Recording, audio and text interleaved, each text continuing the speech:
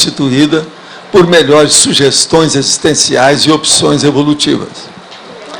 É a indução familiar, a indução da criança, a indução inicial social, a indução iniciática, as induções primárias da intimidade, a irresistibilidade às induções iniciais, os problemas com raiz da infância, as infantilidades remanescentes nos adultos carentes, as influências nefastas do ambiente sobre a consciência suscetível, a indução maléfica gerada pela educação deformada, as falácias incluídas na educação pessoal, as inspirações baratrosféricas da infância, os fanatismos religiosos, políticos ou ideológicos, os fascínios de grupo, as coleiras sociais sufocantes do ego, as cangas emocionais, os guizos sob o queixo, as idolatrias lógicas, as superstições arcaicas, as sacralizações infantis, as retroideias ultrapassadas, a inteligência.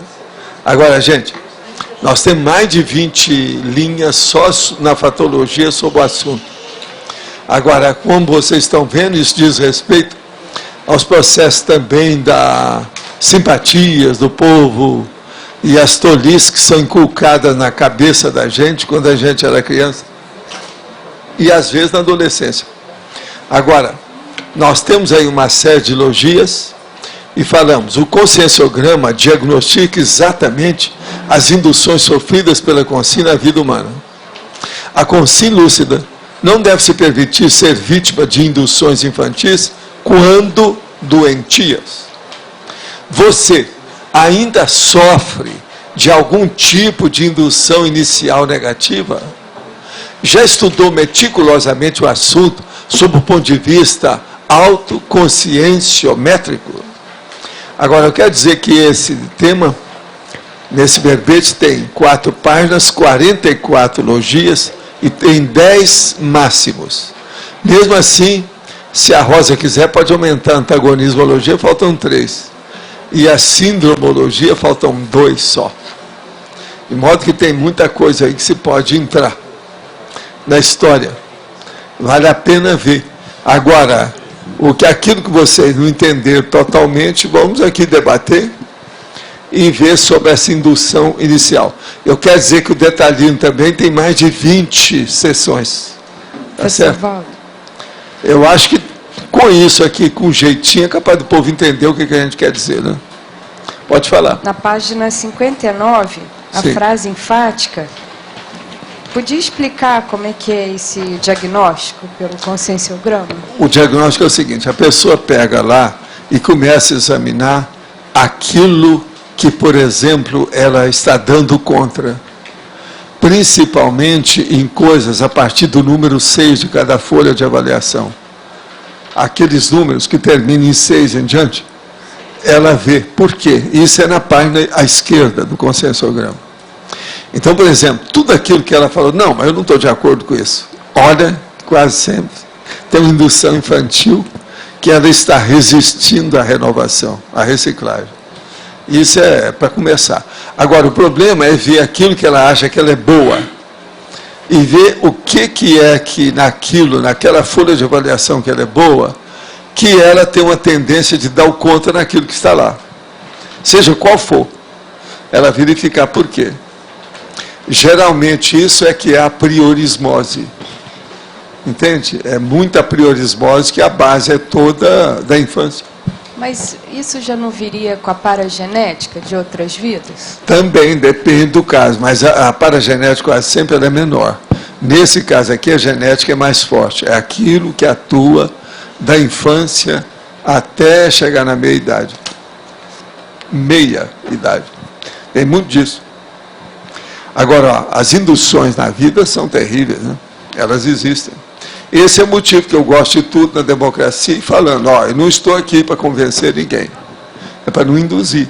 Porque só a minha presença já induz a opção de coisa, a sua já induz a opção de coisa, a dela já induz. A força presencial da pessoa já induz uma série de posicionamentos, posturas, atitudes, gestos, meios de reações que a pessoa tem. Entende? Então a gente tem que explicar, ó, eu não estou aqui para te convencer. Eu estou aqui para informar. Você pega ou larga, mas pondera o que eu estou falando. Isso é que é o mais importante de tudo. Então, esse processo de estudar a indução inicial é muito sério. Agora, olha só os nomes que eu dou. Indução remanente, indução subsistente, indução infantil, indução primária, indução primitiva, indução prolongada, indução permanente, induzimento da infância, imaturidade primária, instigação irracional. E é muita coisa assim. Olha, raramente você vai encontrar uma pessoa que tenha lucidez, que ela não descobriu com o passar do tempo, até chegar na meia-idade, o que induziram a ela com bobagem na cabeça. Principalmente em matéria de simpatia, dieta, reações perante a natureza e outras coisas mais. Mas Quantos aqui não estudaram que você não pode? Você viu uma banana, não pode ver uma manga. Você viu uma manga, não pode comer a banana.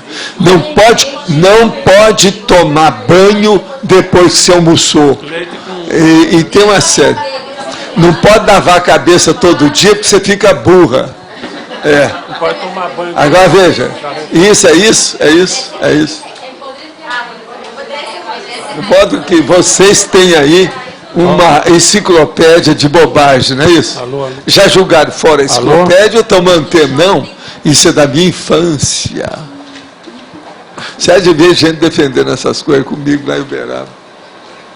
Eu desistia, né? Eu julgava a toalha. Não, Tial, você vai conversar com o fulano, que ele tem mais jeito. De modo que o problema é esse. O Valdo queria exemplos de induções positivas. Indução positiva, o meu pai.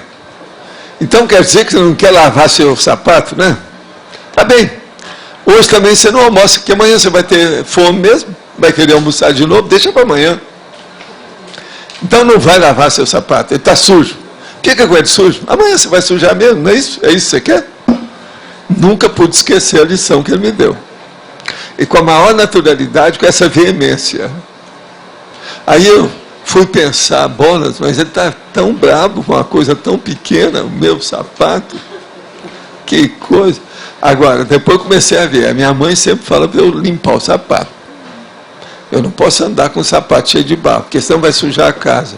Lá em casa era um consultório odontológico, a entrada. Se sujasse, como é que ia ser? Tinha que limpar. Agora, depois, com o passar do tempo, eu cresci mais, faltava empregado, eu ia lá e varria a casa para minha mãe. Fiz isso muitas vezes. Valdo, o exemplo aqui da uma cirurgia preventiva, se induz a pessoa a fazer cirurgia, é positivo. Viu? Depende do que é, né? Cada caso é um, né? Te vira. Você não precisa ter medo do assunto, que você não tem mioma, eu te garanto.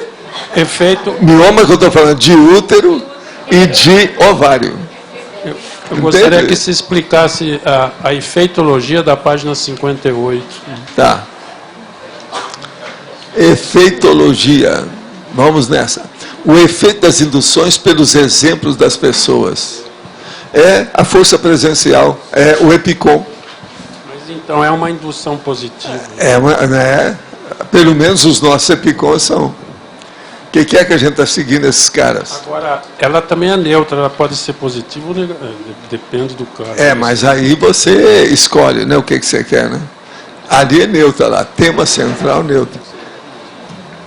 O que eu quero é que as pessoas cortem fora as excrescências da sua infância saborosa. Tá certo? Acabar com as bobagens infantis. Agora, a dogmática também entra bastante nisso, nessa indução. É o que entra mais, né? Principalmente se você que estudou em colégio de freira, é um problema. Em outras vidas. Colégio diocesano, entende? Diocesano, colégio da diocese. Nessa vida eu sou agnóstico. Com os padres seculares de batina preta, esses é que são os mais bravos. É esse aí que o Mário Palmério frequentou o colégio diocesano.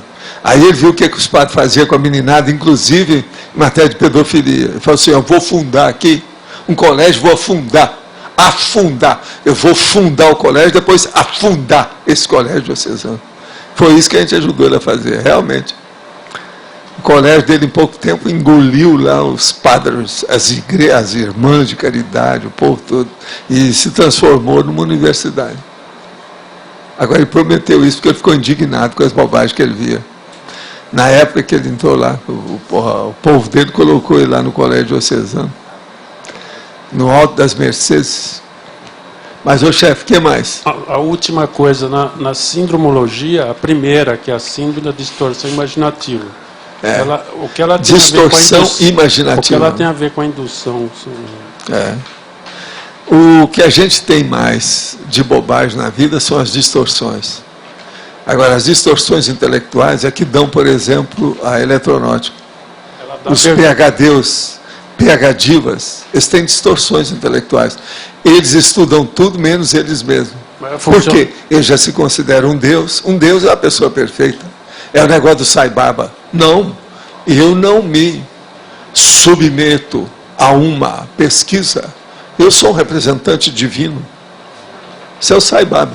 Agora, pelo que eu entendi agora, essa síndrome aí, ela dá abertura para a indução, é isso? Ela dá uma... Agora, eu estou vendo aí que na linha de tiro, aqui eu estou vendo que o nosso chefe está ali. Escuta, eu queria depois te apresentar para o meu amigo que está aí, entende? O Osmar Ramos, o professor, que ele quer estudar umas coisas com você, porque a turma lá da La Chatre está querendo vender o livro dele. Então, você entrar em contato para passar uns livros lá para eles venderem. E outra coisa também, tudo indica que tem uma parte do Cristo Espera por Ti, lá da parte dele, que já tem uma edição em francês. Eu falei com ele que nós publicamos a edição aqui.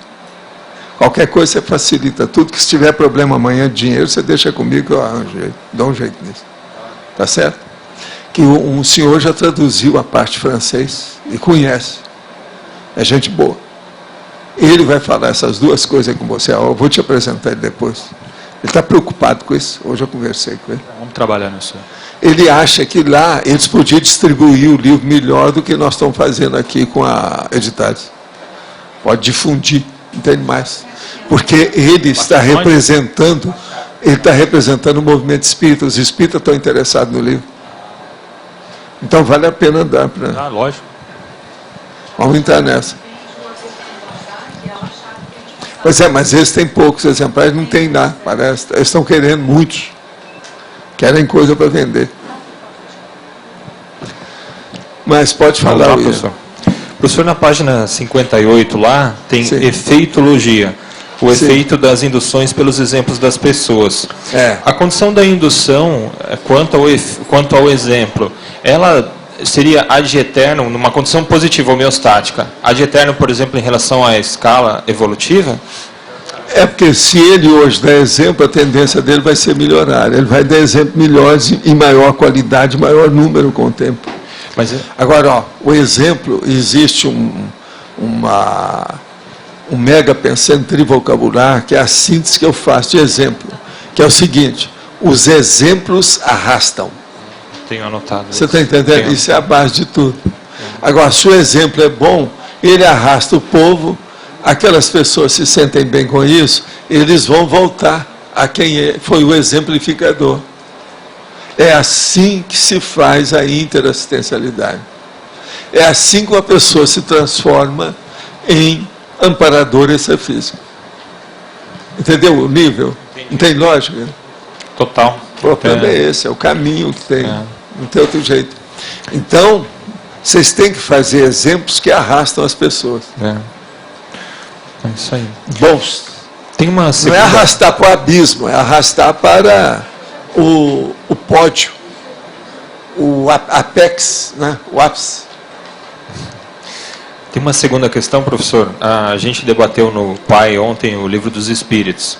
Sim. E a gente vê lá o que seriam os espíritos, ou as consciências, né? Que fariam uma série de indicações. A gente sabe que tem um monte de coisa lá bem questionável. Mas há uma certa indução, parece, algumas mensagens, onde são passados para o Kardec, para que ele faça certas coisas. Esse tipo de indução, como que ela se qualificaria? Ela seria essa também? O negócio tudo é na base religiosa, as mensagens, a maioria ali, tem muita coisa furada. Tem muita besteira naquilo tudo.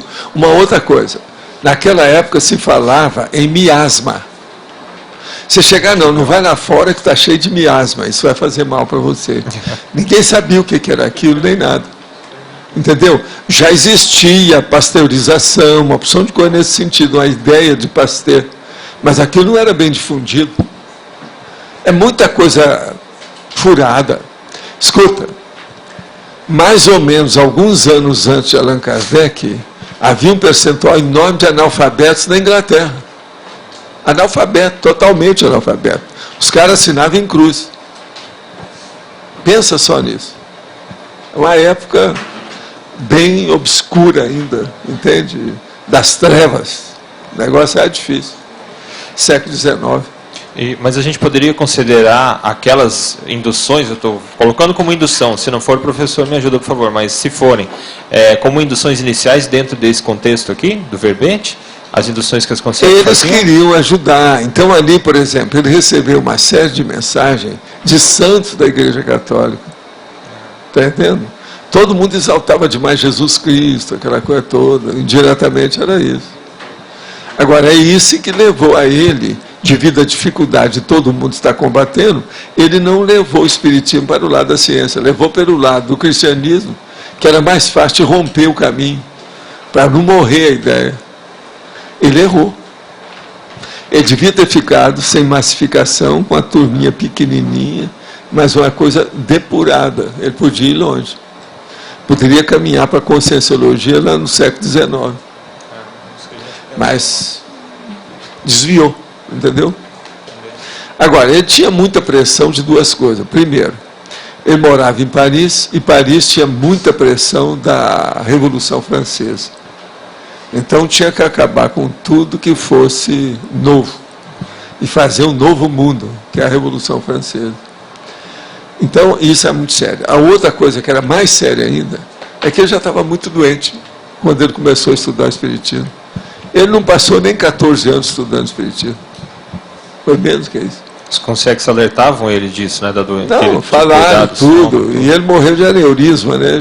Ele era retaco francês, rechonchudo. Então você já viu. Isso mata logo, né? Hoje todo mundo sabe disso. Ele até que durou muito. Ele viveu 65 anos. Dentro do contexto, né? Foi muita coisa. A gente ficou com uma curiosidade ontem na aula, se alguma informação sobre o Kardec, se existe, se o professor tem, o que aconteceu com ele? Eu não sei das coisas, só sei que ele está trabalhando com outras áreas lá que ele precisava, porque era para ele vir trabalhar com as coisas, mas houve tanto desvio que ele teve que atender aquelas coisas. Ele já tinha problema já em vida. O povo começou a fazer muita pressão em cima dele, muita crítica, e aquilo estabeleceu polêmica. Ele teve que fazer viagem. É só pegar a revista Spirit, sabe, a Revue Spirit. Nós temos coleções originais, tudo aí. Tem ali no lá está falando essas coisas todas. A vida dele foi muito difícil. Outra coisa, ele era um mestre-escola, era um professor de tipo grupo escolar. Você está entendendo? Da primeiro nível. Ele escreveu um livro sobre matemática para esse povo, escreveu um livro sobre idioma. Mas era um professor desse tipo. E ele gostava muito de fazer as metáforas baseadas em química. Tem muita coisa baseada em química, às vezes algumas de biologia, mas a maioria sobre química. Olha o livro dele que você vai ver isso tudo.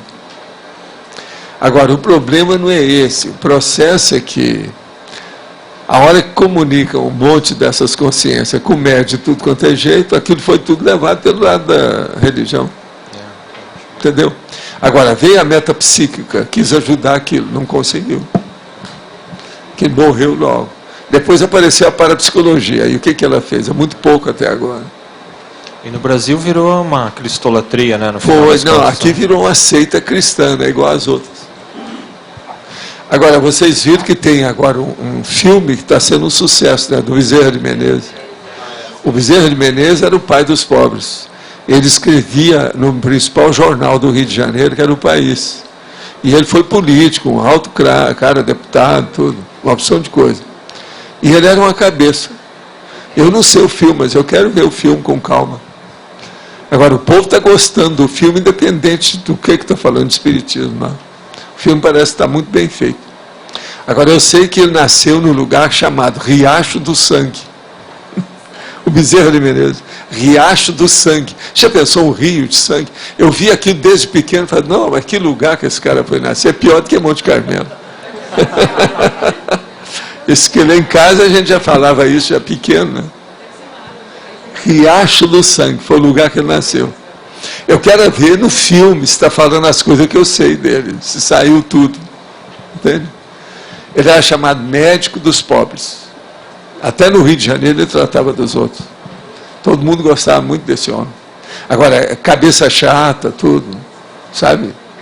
Bem nordestino. Mas uma grande cabeça.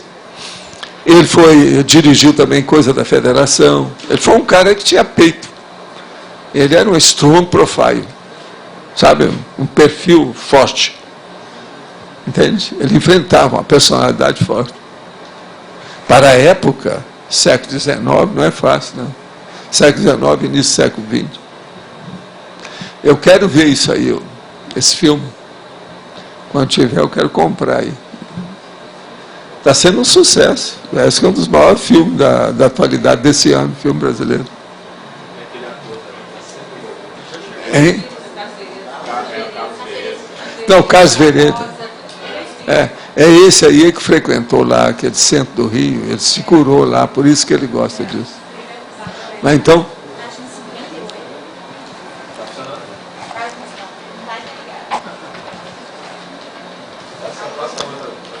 engaveta isso aí, não tira de circulação. É a página 58, em Legislogia, a segunda, a lei do retorno restaurador. Você pode explicar? A lei do retorno restaurador. O caso é o seguinte, retorno sempre tem essa lei, porque a evolução sempre tem uma volta acima, sempre retorna para aqueles pontos que a pessoa tem. Você dessoma, depois você renasce. E vai ter de novo, dessoma de novo, depois você renasce. Olha a lei do retorno. Tudo é assim. Agora, o que se passa? Existem determinados assuntos que você já conhece. Conheceu na infância. Então, agora volta aquele assunto para você fazer o retorno. É a lei do retorno para você entender seu assunto. Mas você tem que restaurar o assunto que você entendeu errado. Eles te ensinaram errado. É justamente a indução infantil. Entendeu aí? É. E cada dia tem um ponto a mais. Você subiu mais um nível. Entendeu? Pode falar. Só, essa condição de indução familiar é que eu já observei alguns casos assim que as pessoas elas acabam tendo várias reações similares ao dos pais e às vezes até o humor também é muito parecido com o dos pais. Eu tenho um caso para te contar que eu vi na minha infância, que chamou a atenção de Monte Carmelo inteiro. Eu estava no curso primário e tinha 2 rapazes do Tamboril, que era o bairro mais pobre da cidade, que entraram junto comigo na mesma situação. Um era mais velho que o outro, 1 ano, mas estava atrasado na estrada, os 2 entraram. Nós todos éramos da mesma classe do curso primário. Agora, o que se passa?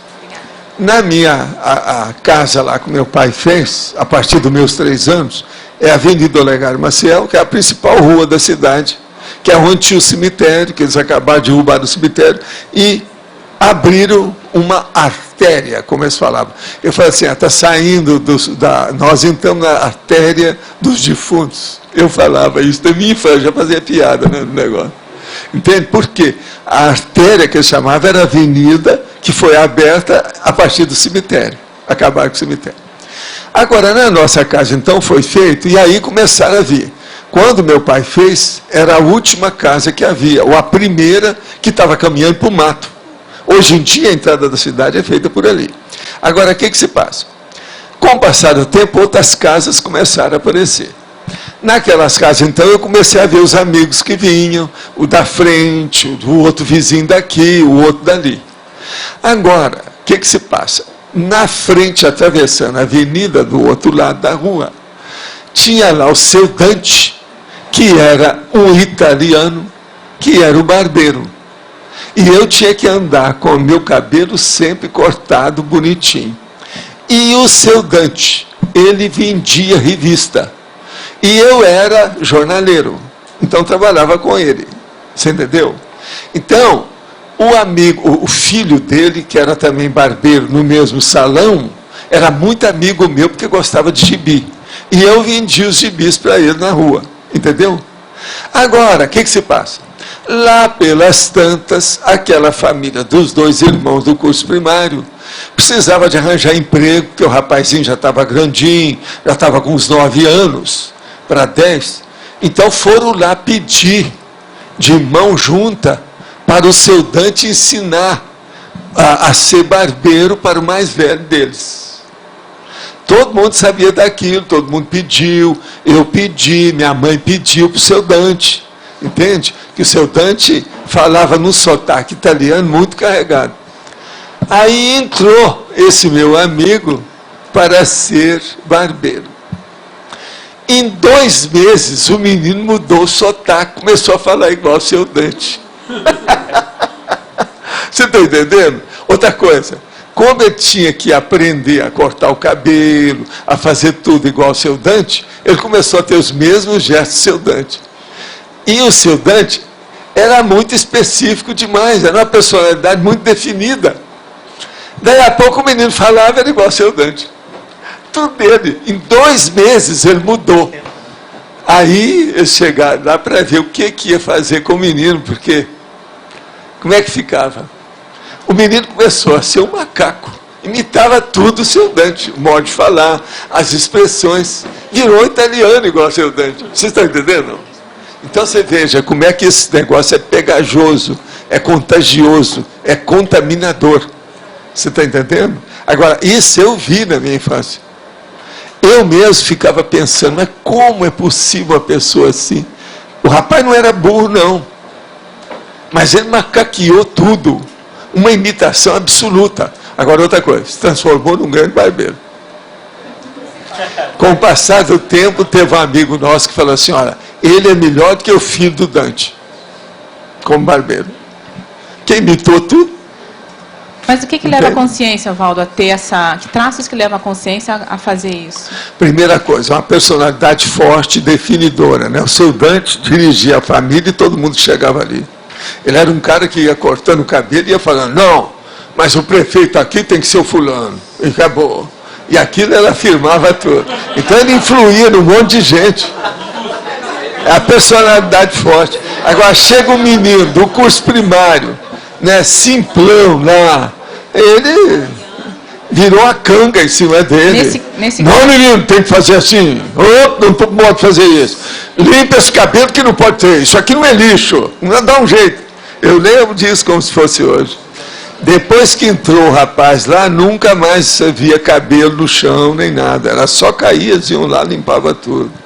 Porque tem barbeiro desses antigos, vocês nem calculam. A gente ia passando, você chegar para cá, tá cheio de cabelo no sapato. Está entendendo? E outra coisa, eu lembro como se fosse hoje, as cadeiras do barbeiro eram Campanile. Campanile. É de origem italiana também, e ele gostava daquilo.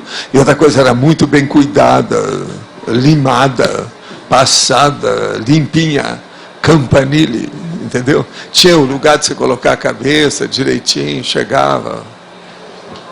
Eu vi isso tudo. Agora, veja, ele era na frente de casa, era só eu atravessar a rua, estava lá, estava sempre com eles. Agora, o filho dele gostava muito de mim. Então, a gente conversava muito. Agora, eu vi aquela transfiguração do rapaz, acompanhei aquilo tudo dia a dia. É impressionante. Eu ficava encabulado com aquilo. Cheguei para minha mãe e falei assim, minha mãe, mas como? Como é que é possível uma pessoa virar outra assim, desse jeito? Agora, um velho daquele, o seu Dante era careca, tudo já de muita idade. Agora, um menino desse, ele tem a mesma idade que eu. Ficar igual ele, assim? Como é que é isso? Aí a minha mãe falou assim, meu filho, tem paciência. De qualquer maneira, ele está aprendendo algum vocabulário italiano. Isso é a minha mãe. Agora, num adulto, por exemplo, que tem, assim, que é mais sugestionável, Que traços que sustentam isso? Mesmo a pessoa, às vezes, não sendo ali, sendo mais culta, no caso dele lá, por exemplo, era o problema da pobreza, né? Ele queria sair lá do bairro dele, do Tamboril, que aquilo lá era uma miséria danada. Então, ele virando barbeiro, ele ia ter uma profissão bem correta. E outra coisa, lá na minha terra, o único barbeiro que havia era aquele lá, naquela ocasião, não tinha outro, não. Mas ele era criança, né? O rapaz Criança. chegou lá. Agora, quando Mas tem todo mundo tinha que começar criança. Eu, por exemplo, não fui para o cinema com 10 anos e acabei sendo gerente. Não, entendi. É a saída. Mas no caso de um adulto que já tem uma certa cultura, já tem uma vida estabelecida, às vezes tem pessoas que são mais sugestionáveis. São. E o que E sustenta tem esses outras traços? também que não são imitáveis. Elas podem ser muito inteligentes, mas criam uma aura negativa e não tem jeito. Na minha terra também tinha, o seu Nhozinho era isso.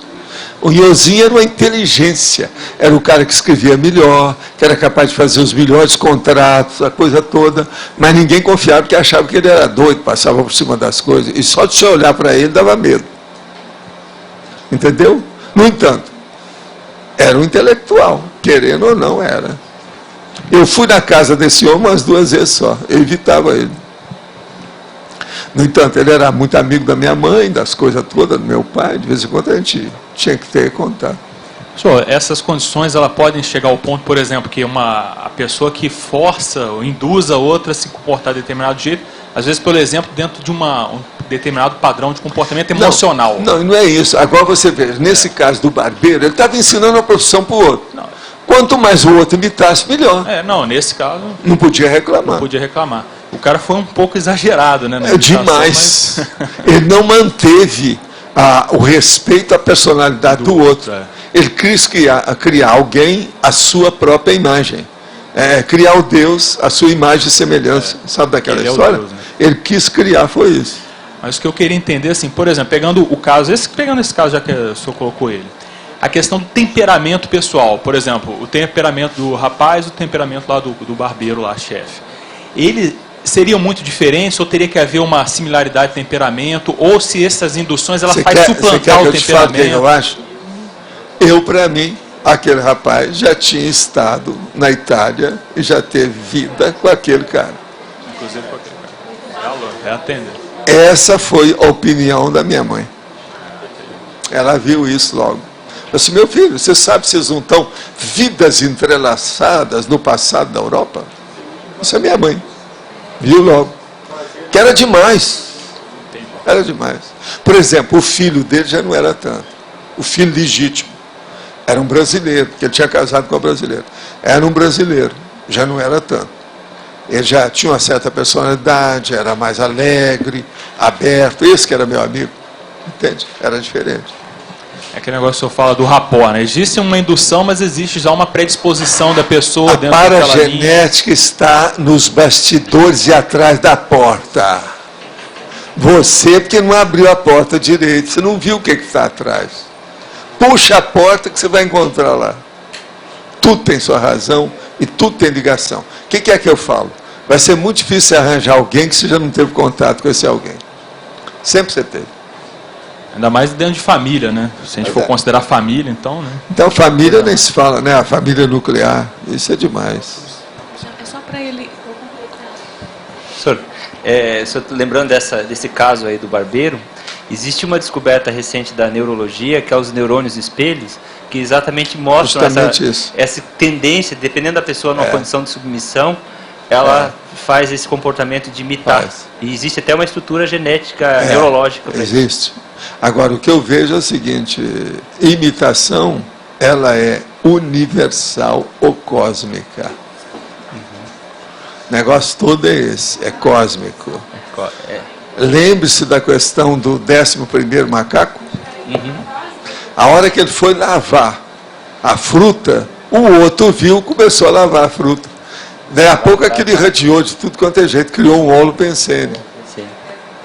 Então, isso, a imitação é um negócio sério. Por isso que eu desejaria que aparecesse um serenão para vocês imitar o serenão.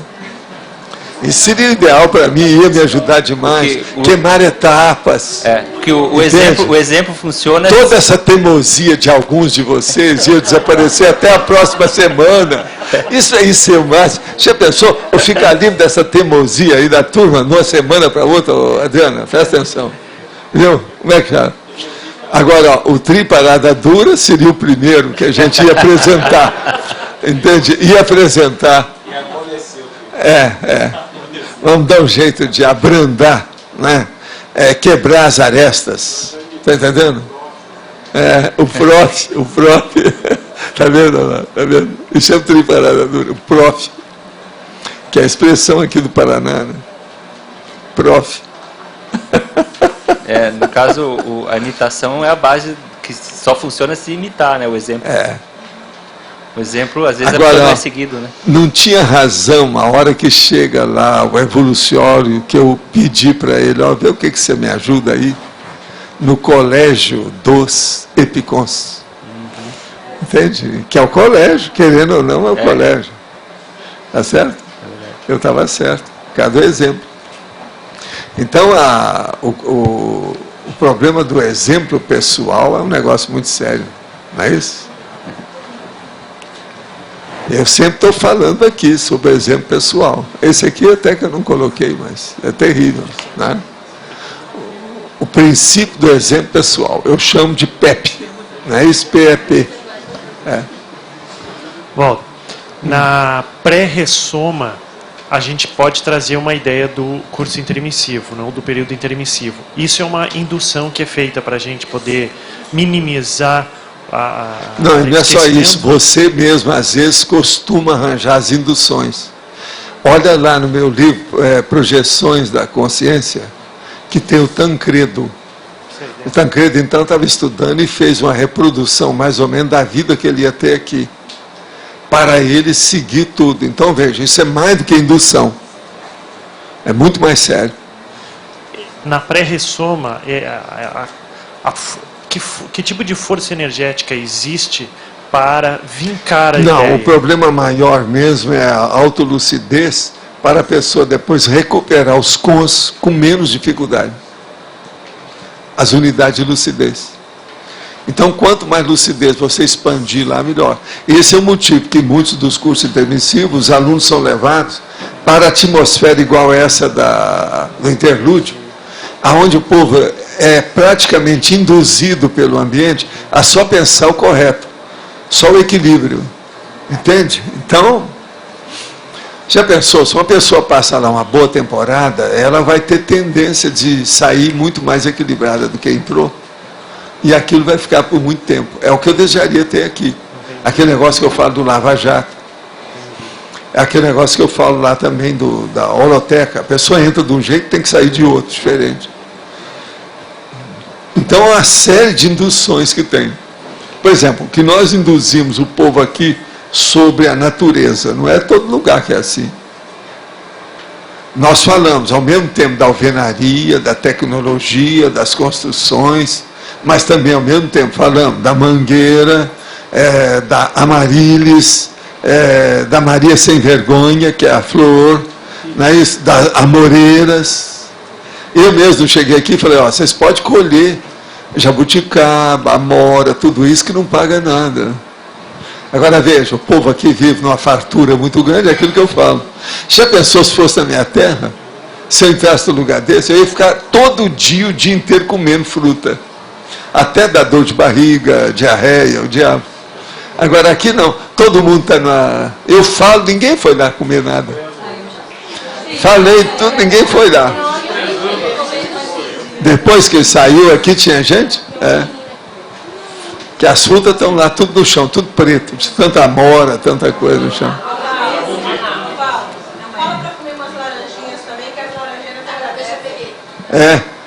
Enquanto aquelas laranjeiras lá em cima, depois do rio, as mexeriqueiras, elas estão dando fruta? Hein? Não, mas tem uma lá que é docíssima. Eu já tive lá há muito tempo, eu chupava muito. Tem. Porque lá, naquela época, eu contei, já tinha, acho que 12 mexeriqueiras. Vale a pena ver aquilo lá. Lá tem coisa boa, lá tem uma delas que é uma delícia. É que deve estar tão doce que é o seguinte, a hora que amadureceu, tem gente que vai lá, que já conhece, tira tudo. É essas que a gente pegava e trazia para o almoço aqui. Está caindo. É. Ah, já? Ainda tem mais, ainda tem muita verde lá ainda. É. E jabuticaba verde ninguém come. Possível contribuição aqui. Na Sim. antagonismologia, poderíamos falar em antagonismo, ambiguidade, absolutismo? Rosa, você tem que ponderar isso aí, Rosa. Tá certo? Ela que dá o veredito. E na remissiologia também, Bray Washington e antepassado de si mesmo. Não, mas ó, esse aí você pode arranjar mais 10 que tem. Isso aí. E outra coisa, a Rosa decide. Se ela falar, eu vou ponderar, então. Entende? Professor, eu estava pensando em termos da Evolucim, né, que vai lidar com criança e possivelmente... Já está lidando. Já está lidando. E vai ter muita indução inicial, de alguma maneira. Até que ponto você passar uma informação, mesmo se for evolutiva... Só passa coisa boa, sem besteirada, né? Coloca a criança... Eu sou contra aquela orientação da psicologia. A psicologia acha que a criança deve ser conservada a criança até quando não der mais. Então você vai encontrar assim do canguru, muita coisa disso é por causa da psicologia. Se vocês colocassem a pessoa já madura desde cedo, ia melhorar. Agora, acho o seguinte, não pode exagerar nem numa coisa, nem noutra. Se a gente fizer uma inculcação numa criança e tirá-la do brinquedo muito cedo, mais tarde vai dar um problema, vai implodir alguma coisa na personalidade dela. Mas a gente também não pode querer conservar eternas crianças, todo mundo, isso aí está errado. Então o problema é clarear. Eu, por exemplo, eu vi tanta coisa na minha infância que estava errada, devido à indução das pessoas de mais idade, que eu procurei fazer, inclusive, uma listagem de tudo para mim entrar nisso. Quando eu fui para o internato, eu sabia de uma porção de coisa que já era isso que hoje se chama de mito popular. Aquilo que o povo acha que é. Mito popular, é isso, a realidade é essa. As revistas hoje trazem até isso. Eu, já em 1944, eu já tinha isso comigo. Entendeu? Porque eu vi muita bobagem. Minha terra era cheia disso. Minha terra era o povo que usava alecrim, né? Homem, aquele homão fortão, machão, com alecrim na orelha, pra você ter uma ideia, para afastar o mal olhado. Isso é comum. Pois é. Tinha alecrim por todo lado. Arruda, tudo isso. Então veja, isso aí eu achava insuportável. Mas, Waldo, até que ponto, por exemplo, para uma criança, você trabalhar com conscienciologia, qual é o limite de ser lavagem cerebral, dogmática e o limite que você está passando? Não existe isso.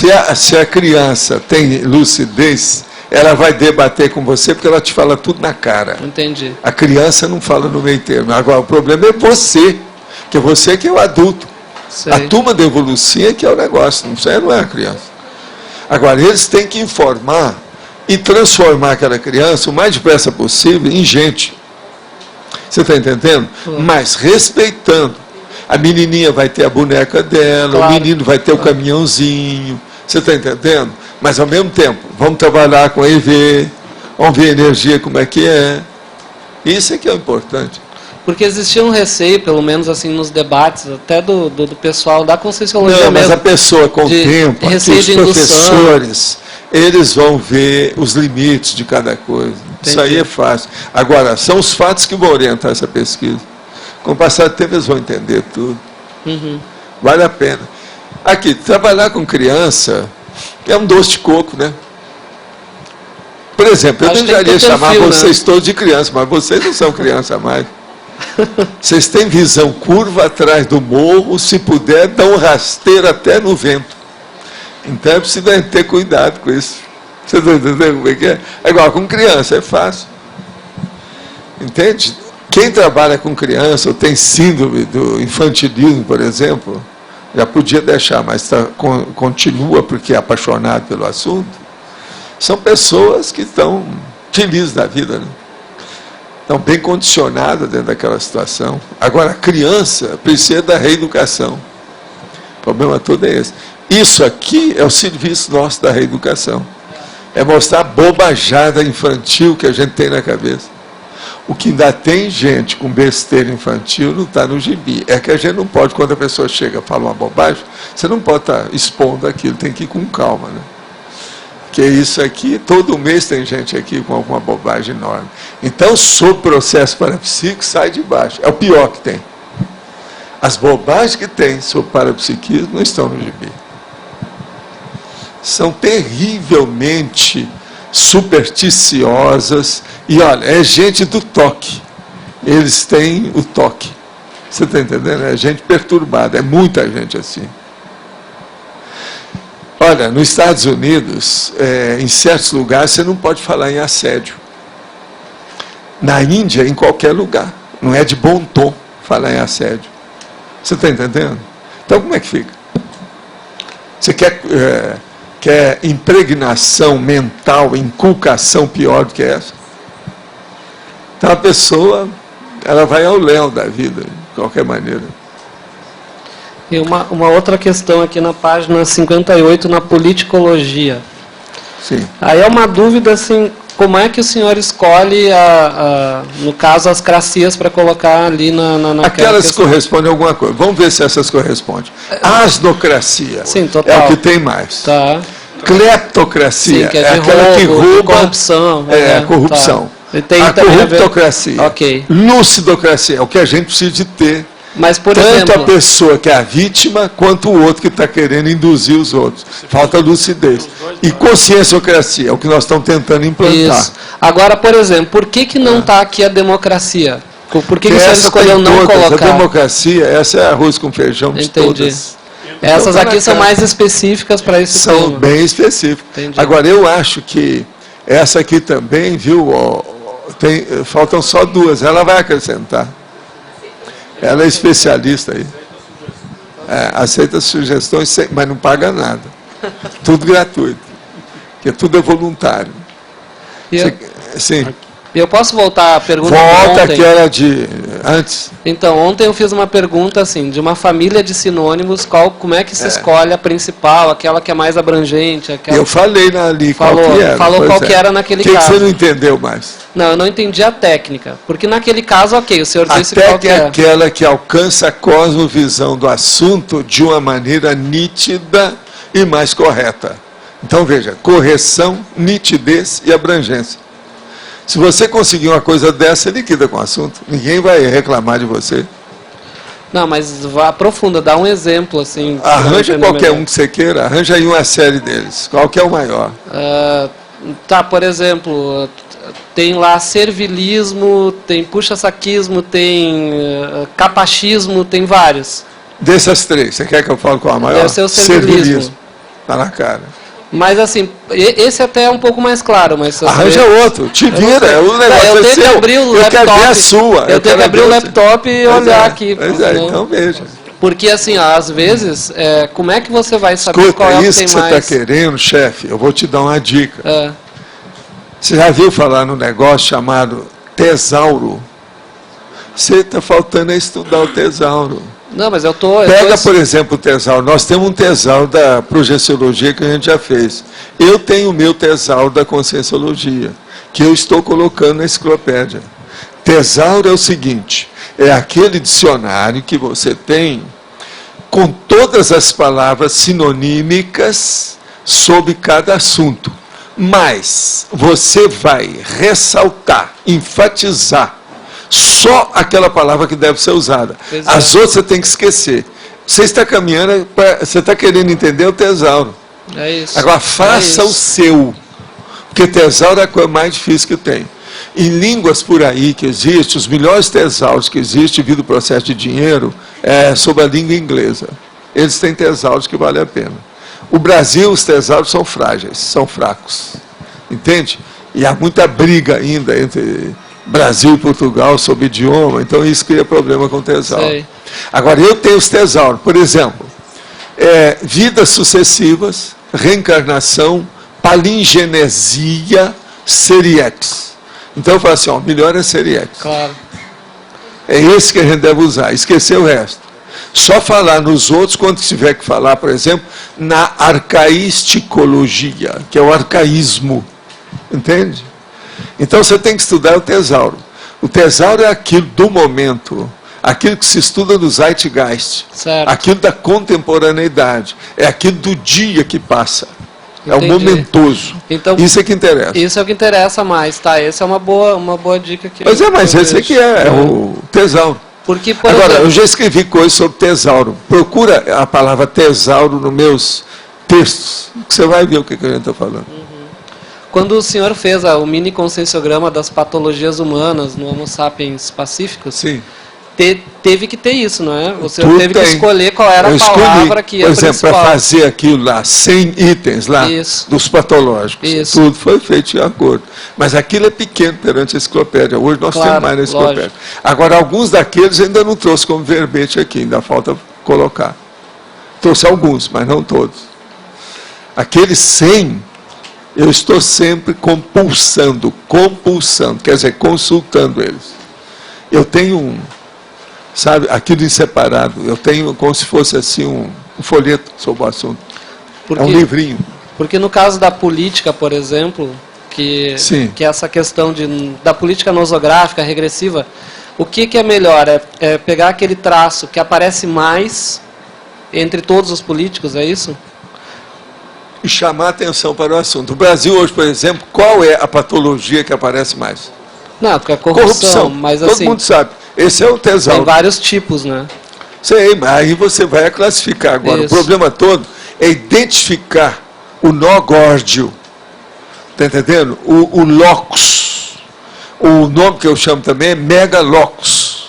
Esse é que é importante, é saber isso. Se você identificou o resto, a taxologia, a classificação, isso é outra coisa. Isso é secundário. O negócio é saber o quê? É o isso, factual. é isso aí. Aquele do dedão. Aqui, ó. O que você vai pôr? O indicador em cima. Isso é que interessa. Agora, eu estou aqui com uma pergunta. Na definição, estamos tratando de quem induz e de quem é induzido? E a indução relacionada às consciências? Qual é o problema? Vamos trabalhar com todo tipo de indução e ver as que prestam. A indução que às vezes a gente faz. Eu, por exemplo, não cheguei aqui e falei, gente, eu convido vocês a visitar todas as árvores que estão carregadinhas de fruta. E vamos comer, chupar a fruta. Isso é uma indução. Tudo que a gente fala aqui tem uma indução. Mas veja, essa indução é negativa?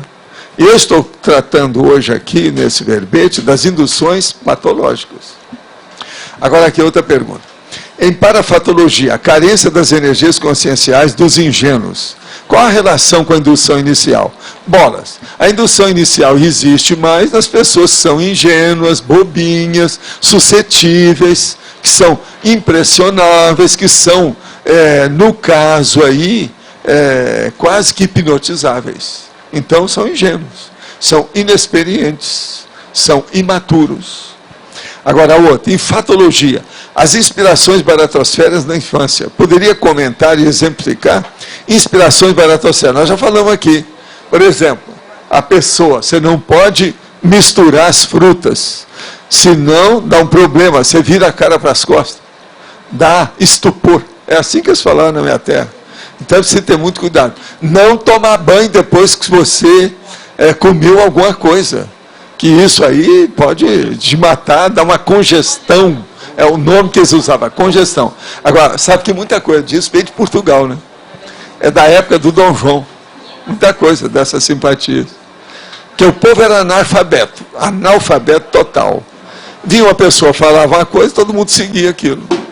Que vinha da corte. Hein? Escravo, tem uma opção de coisa que é da África até hoje. Pois é, pois então, para não comer. Era tudo tapiação. Agora a outra. Estou iniciando minha autopesquisa e ao tentar a prática do EV em um maior número de vezes por dia, para tentar um desbloqueio emocional que vinha se manifestando, tenho tido dor de cabeça constante, além de não conseguir sentir a energia como acontecia antes. O que pode estar acontecendo? Primeira coisa, faça um check-up. Você está havendo aí, talvez, junto desses bloqueios, pode ter alguma coisa no processo seu. Isso aí que nós estamos falando chama-se ressaca energética. Quando a gente mexe com a energia, e você tem uma ressaca energética, precisa examinar para ver o que tem atrás disso. Pode ser que tenha assediador, mas pode ser também algum processo físico. Não é para ter. Agora, veja, o EV, ele faz, em primeiro lugar, do que tudo, a identificação dos diagnósticos. Isso aí está te chamando a atenção para alguma coisa. Precisa saber se tem alguma coisa. Qual é o motivo disso? O processo de dor de cabeça. Se você tem dor de cabeça há muito tempo, qual é o problema? Qual é a causa disso?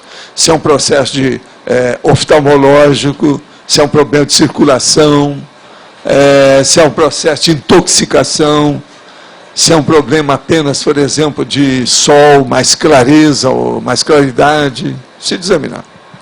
Agora, outro. Em exemplologia é citada a indução desde a infância. Existe maneira da criança se defender? Depende do nível de evolução dela ou é a responsabilidade maior dos pais e educadores evitar isso? Em primeiro lugar, a criança, ela é ingênua, inexperiente, imatura, simples e ignorante. Quem é responsável são os pais irresponsáveis. De modo que eles é que têm que saber disso. E eu estou falando aqui para pessoas adultas. Para que essas pessoas, que somos nós, estejamos autoconscientes do processo da indução que a gente recebeu e que muitos de nós ainda têm isso remanescente em si mesmo, e também para que a gente evite a fazer induções negativas sobre as outras pessoas. Outra coisa, que tipo de interpretação e comprometimento gera a pessoa que faz induções patológicas ou de guia cego? Analise a situação dos pais que não preparam a pessoa para o mundo, e sim somente para inflar seu ego de pai. Olha, isso aí, os pais estão errados, mas às vezes, veja, só de já dar um corpo para aquela pessoa, ele já fez algum favor. Porque às vezes ninguém estava querendo nem chegar perto da pessoa. Está cheio de consréu que está chegando aqui. De modo que pais, vamos com calma, precisa saber, né, até que ponto que foi. E quem é que tem culpa? Há atenuantes e agravantes dessas coisas todas que a gente tem que levar em consideração. Você abordou em outra ocasião o megapeso. O tradicionalismo seria o principal? No caso, funciona também como mega indução inicial? Não há dúvida, você está certíssimo. Gostei de ver que você guardou o termo, mega peso. E outra coisa, existe já alguns verbetes que a gente já trouxe aqui, né? Sobre o processo, não só de mega peso, mas tem outros. Sobre o problema das coisas erradas na vida, né? Tem uma série deles. O problema é ver qual é a atitude, o modo e o jeito. Vivo na França há 13 anos e em minha busca de conhecimento espiritual cheguei até as tertúlias. Olha, não confunda tertúlia com as Tuileries, tá certo? Estou online com vocês há um mês e tenho dificuldade ainda de entender tudo, mas isso é outro papo. O senhor acabou de falar que aqui na França já foi traduzida a sua psicografia Cristo Espera por Ti. Não, ainda não foi levado para lá. Foi traduzido, mas ainda não foi publicado. Gostaria de saber qual é o título traduzido em francês. Osmar, qual é o título traduzido em francês do livro? Hein? Fala aí. Fala aí para nossa amiga. Tatão. Ah, é? Você ouviu bem? Online. Alô, França. Que a pessoa está falando da França aqui, precisa a gente clarear isso aí. Então, eu acho que ela entendeu, né? Tá bom? Então vamos nessa. Tá vendo? Eu já tenho uma leitora atrás do livro, antes dele ser publicado. Sai dessa, hein? Vamos ver o que vai dar, hein? Saiu tudo. Tá vendo? Eu fui conversar no negócio aqui. Eu fui falar com ele, que ele é o nosso chefe lá da Editares. Sabe? O Max, aquele ali, ó. Ele vai conversar com você depois. Tá certo? Eu falei, eles escutaram lá na França. A gente não pode falar nada aqui, porque senão os marcianos aparecem. O negócio são os marcianos, eles podem aparecer em qualquer hora, né? Agora, Outra pergunta. Podemos dizer que na sua relação com o EM havia um processo de indução? Até um certo ponto, indução recíproca. Outra coisa, uma dupla evolutiva tem algum processo de indução? Tem. A indução mútua. Outra coisa, você com o gato tem algum processo de indução? É lógico, domesticação mútua. Por aí vai, eu já tenho uma listagem de tudo isso. Agora, tudo bate na questão da educação mútua ou domesticação mútua. Isso é inevitável, não tem jeito. Mas agora, o chefe, você quer falar? Faz favor. Aquela hora que você falou do barbeiro, houve um caso... Não, ele é italiano, ele não pode esquecer, não pode. Não, eu lembrei de um caso, era um monge budista brasileiro. Sim. Coisa de 15 anos ou mais atrás, ele apareceu muito na televisão, era muito entrevistado. Ele mudou o modo de falar do jeito oriental e as feições também mudaram. O olho ficou puxado, ele ficou com uma feição de chinês. Quer dizer, aí a indução. Agora, eu queria saber como que ocorre isso. Primeira coisa, precisa saber se ele não fez algum puxadinho do olho, né, pela plástica. Essas coisas diz ele que foi natural, não sei. Né? Mas não é possível, né? Não, agora, olha, o meu irmão, por exemplo, ele era chamado de Tanaka quando pequeno. Tem muito menino que parece japonês quando pequeno. Não, mas não era. Ele meu irmão era assim. Mudou a feição entende? Depois. Aquele que esteve aqui. O apelido dele era Tanaka. Todo mundo gostava demais dele. Agora, Tanaka era o cara que mais plantava arroz na minha terra. Então, era um japonês fora de série. Todo mundo gostava do Tanaka. Mas o caso dessa transfiguração, se ela foi real, ela ocorre primeiro numa transfiguração do psicossoma, que depois passa para o soma. Pode ocorrer isso? Pode. Pode ocorrer devido ao processo da alteração. Porque o que orienta a forma do corpo, antes de mais nada, é o psicossoma. E o psicossoma é o corpo dos desejos. É o corpo das emoções. Então, aquele paracorpo, se a pessoa tem uma emoção baseada naquilo, já vai moldando, através do psicossoma, aquilo que a pessoa é. Uma outra coisa, a ciência hoje admite que uma pessoa arranja um cachorro, começa a viver com o cachorro, todo dia está com o cachorro. Com o passar do tempo, tem coisas do cachorro e da pessoa que ficam iguais. As reações são iguais. Outra coisa, pessoa não é cachorro, cachorro não é gente. No entanto, eles ficam parecidos. Você vê logo, fica parecido. Entende como é que é? Então, como é que fica? Você já pensou, você arranja um cachorro, daí a pouco você está coçando a orelha igual o cachorro. Já vi gente passeando com cachorro. E outra coisa, o cachorro vai começar a latir em italiano. Como é que fica? Valdo, como é que fica isso? Tem uma pessoa que passeia com o cachorro aí pelo CAEC, não vou falar o nome. Não, chama passeador de cachorro. Parece o dono. Você sabe, aqui, uma das coisas que eu já expliquei lá no Projeciologia é o seguinte: quando eu comecei a sair muito do corpo, eu então encontrei com os assediadores que estavam danados da vida com a gente, que saía e ia a certos lugares fora do corpo. Aí eles começaram a me xingar. Uma deles era passeador de cachorro! E gritava aquilo contra mim. Por quê? O que era passeador de cachorro? É o benfeitor, o amparador que tira a pessoa do corpo e faz ela ter uma projeção. É o passeador de cachorro para eles. Eu já escrevi isso, está lá no livro. Agora, pois é. Então, passeador de cachorro. Agora, passeador de cachorro hoje é uma profissão. É o walker, dog walker, que é o nome. De modo que o passeador de cachorro, para eles, é a gente que mexe com o cara. Vê em filme aquele bando de cachorro, levando o cara para... Pois é. Não, e levando uma porção, né? De vez em quando eles correm, o cara tem que correr atrás. De vez em quando os cachorros puxam o sujeito, ele não consegue segurar. É um problema. E ele tem que saber direitinho o nome dos cachorros para chamar tudo. Agora, veja, isso é muito bom porque a pessoa aprende, né? Daí a pouco ela vai aprender a mexer com aqueles cachorros que puxa trenó, etc. Tal. Ele vai ficar doutor no assunto, vira profissional. Né? Sim. Pega aí. Aqui, ó, a pessoa só pode falar com a clava na mão.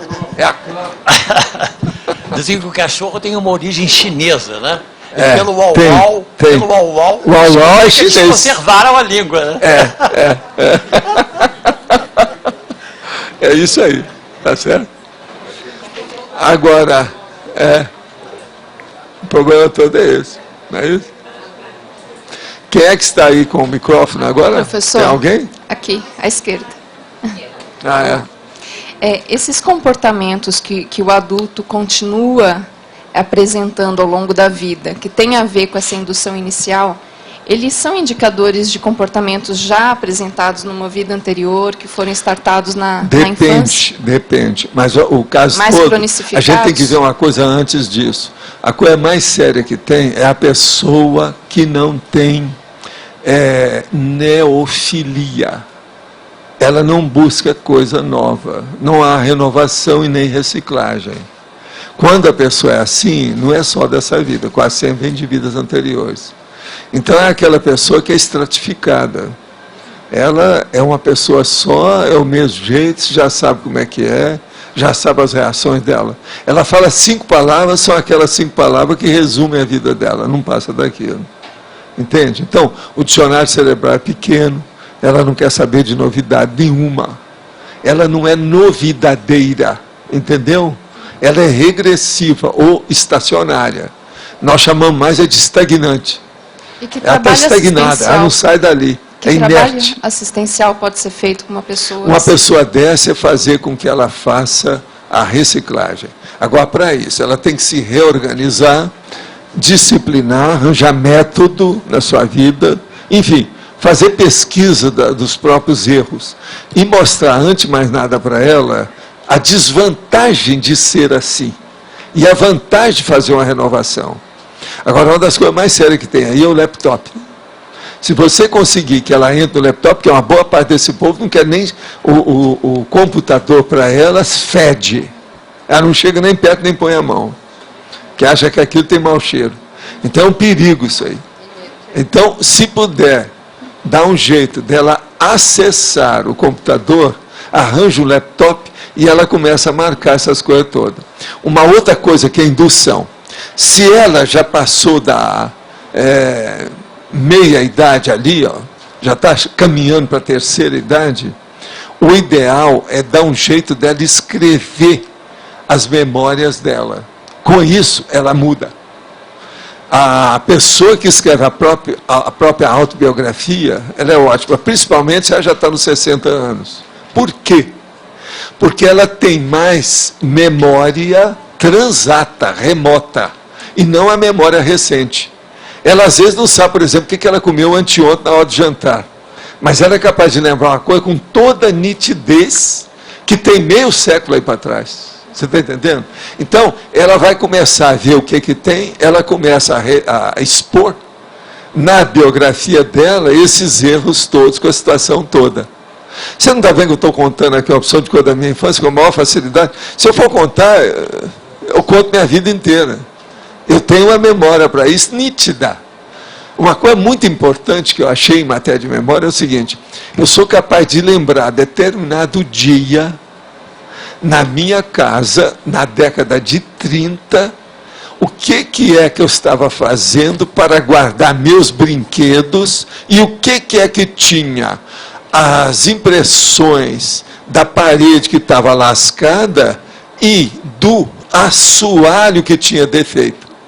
Eu sou capaz de desenhar tudo que havia lá. E se eu começar a pensar, eu vou ver tudo. Não, aqui tinha um móvel tal, ali tinha outro, aqui tinha o lugar da água, aonde caiu a água em cima da mulher. Essa mesa aqui tinha 3 gavetas por baixo, ela esticava. Eu lembro de tudo.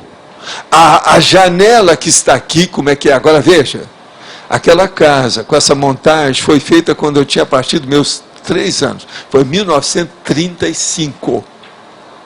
Então, é um absurdo esse negócio de memória se você começar a pensar. Eu, por exemplo, sou capaz de sair e contar tudo.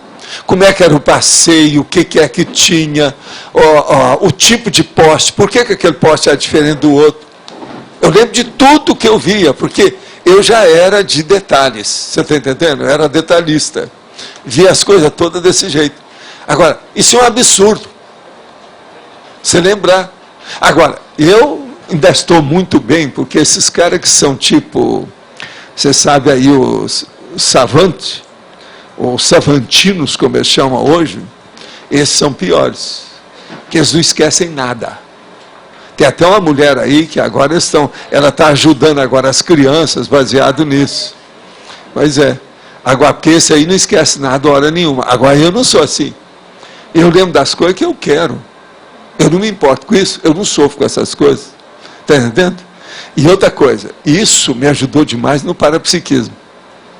Você está entendendo? Porque com a memória boa, eu tenho rememoração quando eu saio do corpo. Eu sou capaz de ter um dicionário cerebral maior para a pessoa vir e olhar o que é que tem aqui para ela poder entrar e fazer rapport comigo. Isso me ajudou na psicografia, me ajuda na pangrafia, nos troços todos. Você está entendendo? Memória é uma coisa essencial, fundamental, indispensável e insubstituível. Uma pessoa sem memória, acabou a personalidade. Não tem mais. Acabou. É Alzheimer. A demência senil é por causa disso. O processo todo é mnemônico. Então, a holomnemônica é importantíssima nesse caso. Agora, o que é o computador? É uma extensão da nossa memória, do nosso registro. Então, se ele começa a fazer o laptop, mexer, trabalhar, aquilo ajuda. Então, você pode acessar melhor a pessoa. O microfone.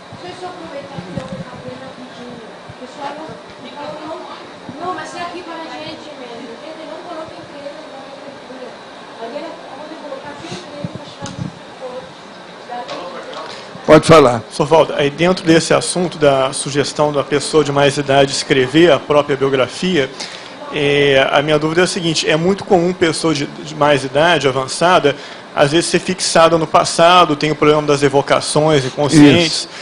Por isso que é fácil escrever a biografia. Mas isso não pode ter um efeito colateral de levar a pessoa a ficar mais fixada no passado? Pelo contrário, a hora que ela escrever, você vai fazer a crítica daquilo.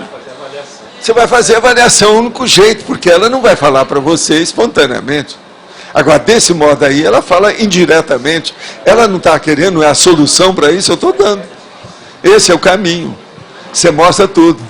Então, você fala com ela, lá pelas tantas, se ela ficar muito, entende, teimosa, não sai do lugar, recalcitrante, tudo isso, você fala com ela. Você já fez uma comparação como é que era e agora? Você era mais feliz do que agora? Se uma pessoa falar, não, a minha infância eu era muito mais feliz do que hoje. Então ela jogou a vida dela toda no buraco. Vai ficar fácil você explicar isso tudo para ela. Uma pessoa que acha que a melhor fase da vida dela foi a infância, ela é um animal, né? Um animal que eu estou falando, quer dizer, ela é apedeuta. É um animal.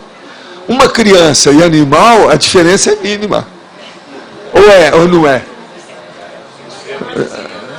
Vamos ser, separados ao nascer. Você está entendendo como é que é? Presta atenção. Então, como é que fica? Gente, nós somos animais, mas já somos crescidos. Essa é que é a nossa diferença. Animais, vocês já são adultos. Está entendendo? Só para complementar aí, na psicologia chama isso de recapitulação da vida, que é bem saudável na terceira idade a pessoa fazer isso. Sei, mas agora... Fazer essa recapitulação, que é a autobiografia que você está falando. No processo lá da metapsíquica tem uma coisa mais séria do Ernesto Bolzano, que é a visão panorâmica, que é muito mais séria ainda. Que a pessoa vai ter a visão panorâmica quando ela dessoma. Agora, isso é o máximo do balanço existencial ainda na vida. Por isso que a gente, de vez em quando, tem que fazer o balanço. Por sinal... Eu estou estudando isso hoje. A roda, esse povo acaba falando minhas coisas aqui. Eles ficam captando. Né? Você sabe o que eu estou estudando hoje? Inventário da TENEPS. O que vocês acham? Vale a pena falar sobre o assunto? Inventar. Cadê a Alegre? Hein? Olha lá. Não, mas ainda não escrevi nada. Agora veja, esse aí também é dos seus. Aqui é dos seus. Inventário da TENEPS. Qual a melhor técnica para desenvolver essa memorização? A melhor técnica que tem é você ler e anotar, ler e registrar. Agora, só isso não adianta. Então, há um percentual para isso. Vamos supor, para você começar, você lê 30% do seu tempo, o tempo que você está disponível para a intelectualidade, para o seu mental soma, o corpo do discernimento. Então você dá 30% para a leitura, 30% para o registro e 40% para a reflexão. Na hora que você for refletir, você não pode ter caneta na mão e nem teclado. Entendeu, não? Então você senta e fica quieto. Tem até uma das técnicas nossas, que além da imobilidade física vígil, é a pessoa passar, por exemplo, 5 horas de manhã, só refletindo, sem anotar nada. Ela só pode anotar 5 horas depois. Então, por quê? Você deve pensar mais do que ler. Você está entendendo como é que é? E pensar mais do que registra. Esse é que é o caminho. Então, eu estou dando aí uma coisa para começar. Agora, com o passar do tempo, você pode ter 20% de leitura, 20% de registro e 60% de reflexão. Refletir é o processo mais sério que tem, porque aí é que aparecem as ideias, é quando você acessa as centrais extrafísicas da verdade, enfim, você expande o seu processo, sua cabeça. Esse é um caminho. Vê se tem lógica aqui que eu estou falando, não vai no meu bico. Mas pondera, você vai ver que é. Não tem outro jeito. Agora, outra coisa, as leituras. Vê se você diversifica a leitura, mas faça aquilo que interessa a você. E saiba ler o livro. Tem livro que é besteira, você começa a ler, não interessou, ou é bobo, ou é pobre, ou está cheio de erro, você passa para outro. Tem muito livro. Lá na biblioteca nossa, aí, que é a holoteca, tem tudo, é só você chegar lá e ver. Vale a pena. Você agora, ultimamente, está sempre aí. Você está morando em Foz, não? Tá? Então você está voluntariando na Apex. Pois é. Então acabou. É o Apex, eu sei, eu já via trabalhar. Ele via trabalhar com computador, não sei o quê, não é isso? Ele é bom nisso. Aperta o homem. Agora, vê se ele está lendo direito. Vamos ver. Ele é um rapaz, está cheio de vida. Precisa melhorar aí. Ainda não tem nenhum cabelo branco, de modo que a gente pode começar a mexer com ele para ele ter cabelo branco. Os meus irmãos são todos grisalhos. É mesmo? Você sabe que tiveram meu sobrinho aqui. Hoje eles já estão tudo de cabeça branca. Mas tem um deles, que é o Elvésio. Ele tinha mais ou menos 20 e poucos anos, já tinha fios de cabelo branco na cabeça. Ele hoje está com a cabeça quase toda branca. Vocês viram quando ele chegou? Não, não tem não. A parte do Siqueira, que ele é do pai. O Siqueira não tem. Não, a minha turma é muita gente que tem, começa a ter aquela cintada. Você olha o meu filho que ele já está assim. Tem. É o jeito, né? Agora ele sempre foi muito forte, o Elvésio. O Elvésio sempre foi muito forte. É o tal. Não tem que andar? É o tal negócio. É o tal. Prioridade compulsória. De modo que vou apertar o ombro para ver se ele está lendo direitinho. Você lê bem inglês? Não. Então aperta ele nisso. Você lê espanhol bem? Sim, dá para... Portunhol não, eu falei espanhol, Spanish. Bom, hoje em dia a gente aperta tem que... o homem. Hoje em dia a gente tem Como é que ele virar, quer chegar lá na Apex sem falar pelo menos umas 3 línguas aí? Não vai aparecer esse povo, como é que fica? Hoje em dia eu me viro, né? A gente tem que ler em inglês, ler em espanhol. Tem umas pessoas boas aqui para dar aula de inglês, é bom apertar o homem. Na última webconferência tinha gente do Uruguai e dos Estados Unidos. Pois então, como é que fica isso? Pois é. Quer dizer que você está falando na base de sinais, né?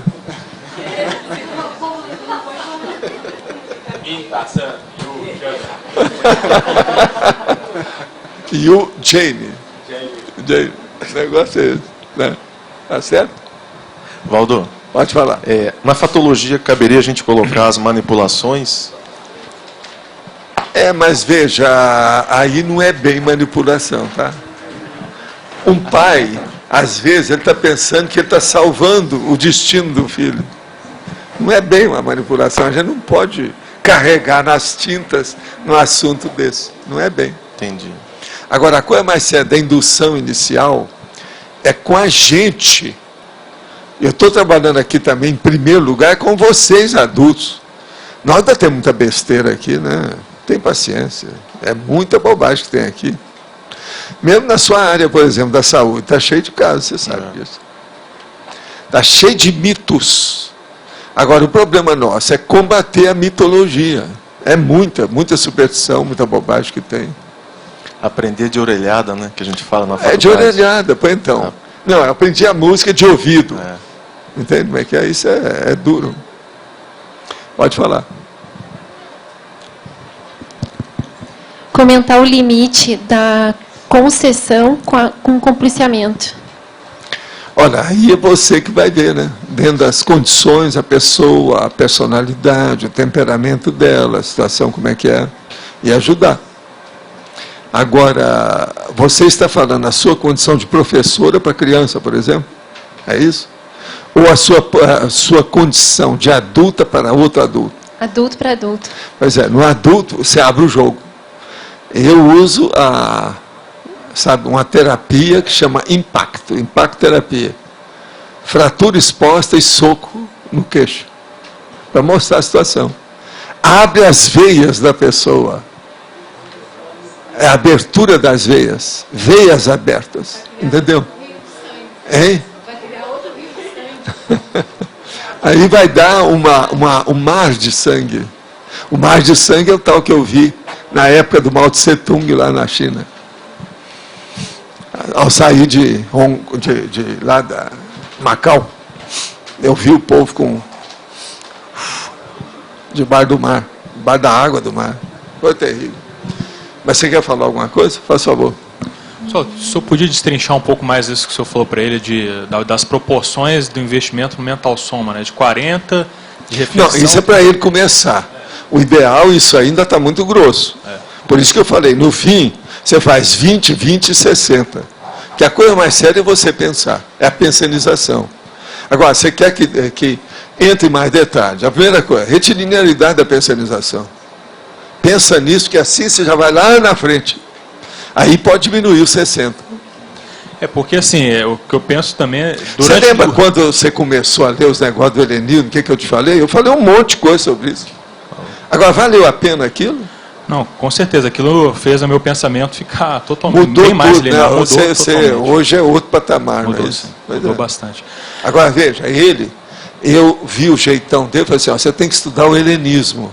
Helenismo é o processo da Grécia antiga. Sabe, a Grécia gloriosa. Então eu mesmo emprestei livro para ele ler. Tudo sobre os gregos. Você está entendendo? Com a coisa toda. Até ele entender alguma coisa. Eu falei, não, mas ainda é pouco, tem que ler mais. Agora, você leu uma batelada de livros, né? Talvez mais de algumas dezenas, né? Eu li bastante, ainda estou lendo, né? Ainda estou lendo. Até lendo, porque o negócio é muito grande. O processo da Grécia não é fácil. É o clássico. Em parte, é o passado nosso, né? Nele específico. Não, mas eu acho que o helenismo é para todo mundo, que é a base de qualquer coisa que a pessoa pensa em erudição, tem que entender o helenismo, né? Tudo a gente tem alguma coisa nesse sentido, não é fácil, né? Então a gente tem que abrir o olho. Mas, pessoal, aí eu queria entender essa condição da reflexão. Por exemplo, a pessoa não necessariamente ela tem que parar ali e fazer... A reflexão ela é contínua durante o longo do dia, né? É contínua, mas o problema é esse. É ela pensar mais tempo do que lê, mais tempo do que escreve. Agora, não pode riscar a leitura fora e nem o registro. As três coisas tem que levar direito, ao mesmo tempo. Isso é que é o importante. Agora, o que eu falei ali no início, para começar, para ele se interessar, então ele tem que ler um pouco mais, está entendendo? Até se enfronhar, ele ficar mais gabaritado para ter uma visão maior e chegar na cosmovisão. A intenção é essa. Não, porque dentro de tudo que o senhor já falou até hoje, essa condição de falar assim, de 40% da reflexão ser maior até do que a leitura, é uma coisa que é impactante até, né? Porque dentro do que a gente pensa, mas o certo é isso. A condição da leitura. Agora, para quem está começando, às vezes não é. A pessoa pensa muito pouco, ela não deduz por si mesma. O processo é de dedução, não é indução. Ela tem que deduzir aquilo que ela leu, tirar a conclusão, fazer as inferências. O processo todo é essa finalização para fechar o pensamento. Isso às vezes falta. Agora, onde é que, por exemplo, o debate entra dentro desse contexto? O debate é para... O debate é a briga para chegar às ideias. Agora, vamos ver os consensos. Então, a hora que chegou no consenso, veja se você, desde o início, estava naquele consenso. Se não estava, você ficou depois? Quando chegou na inferência final, que levou para o consenso, você mudou o seu pensamento ou não? Debate é mudança de pensamento, é transformação. Se não houve, tem alguma coisa errada. Se você todo dia vai a um debate e fica tudo do mesmo jeito, escuta, você aqui com as tertudes, de vez em quando você muda suas ideias, não muda? De vez em sempre, né? Então acabou. E isso é debate. Se uma pessoa vem aqui e sai tudo do mesmo jeito, depois de um ano está do mesmo jeito, eu falo assim, ó, vai para outro lugar, abaixa no outro centro, porque esse terreno não é o seu. Tem que ir no outro, te vira, dá um jeito. Aquilo que o americano chama drop in another place. Você está entendendo como é que é? Mas olha, você queria falar alguma coisa lá atrás? Você já foi, né? Eu acho que nós chegamos lá já. Pode falar. Na Crescendologia, da página 58, o senhor coloca o crescendo patológico, criança na miséria, adulto miserê. É. Eu já li alguma coisa que tem uma tese que, assim, ó, a criança, quando não tem, por exemplo, casa, quando ela chega na fase adulta, ela não valoriza a casa. Seria o contrário disso daqui. É. Aí eu queria que o senhor Mas agora o problema isso. todo não é só isso, não. O caso todo é que a pessoa, às vezes, a reação também é essa aqui que eu estou dando. Pois é, por isso que eu queria saber. Por que Agora, o senhor escolheu essa relação vamos entender. A criança na miséria e o adulto miserê. Ele, em vez de ensinar, dá um computador, dá brinquedo para a pessoa, ele fica só na conversa para não gastar dinheiro. O professor. Você está entendendo? É o adulto miserê. O senhor acha que isso é pior do que aquele que vive... Muito pior do que qualquer outra coisa. Mas agora, vamos examinar a situação. Eu estou falando uma criança miserável. Está na miséria. Está entendendo? Ela não tem recurso. Então, o que adianta o professor chegar e começar a falar se não dá recurso para ela desenvolver os talentos que ela tem? É pedagogia. Eu estou falando para que deu o William. Está colocando na simultaneidade. O William estava ali e desapareceu. Ele desmaterializou. É que eu estou colocando. Mas o caso todo é o seguinte, é o William. É que eu estou na cronêmica da pessoa que passou miséria na infância, quando vira adulto. O senhor está colocando na simultaneidade. Eu estou pondo em tudo. Em tudo. Entendi. Esse é mais amplo, então. Agora, é isso que eu queria entender. Por que tem esse crescimento? Sobre esse aspecto, tem lógica para você? Não, sim. É porque eu queria saber por que o senhor escolheu esse crescendo. É isso.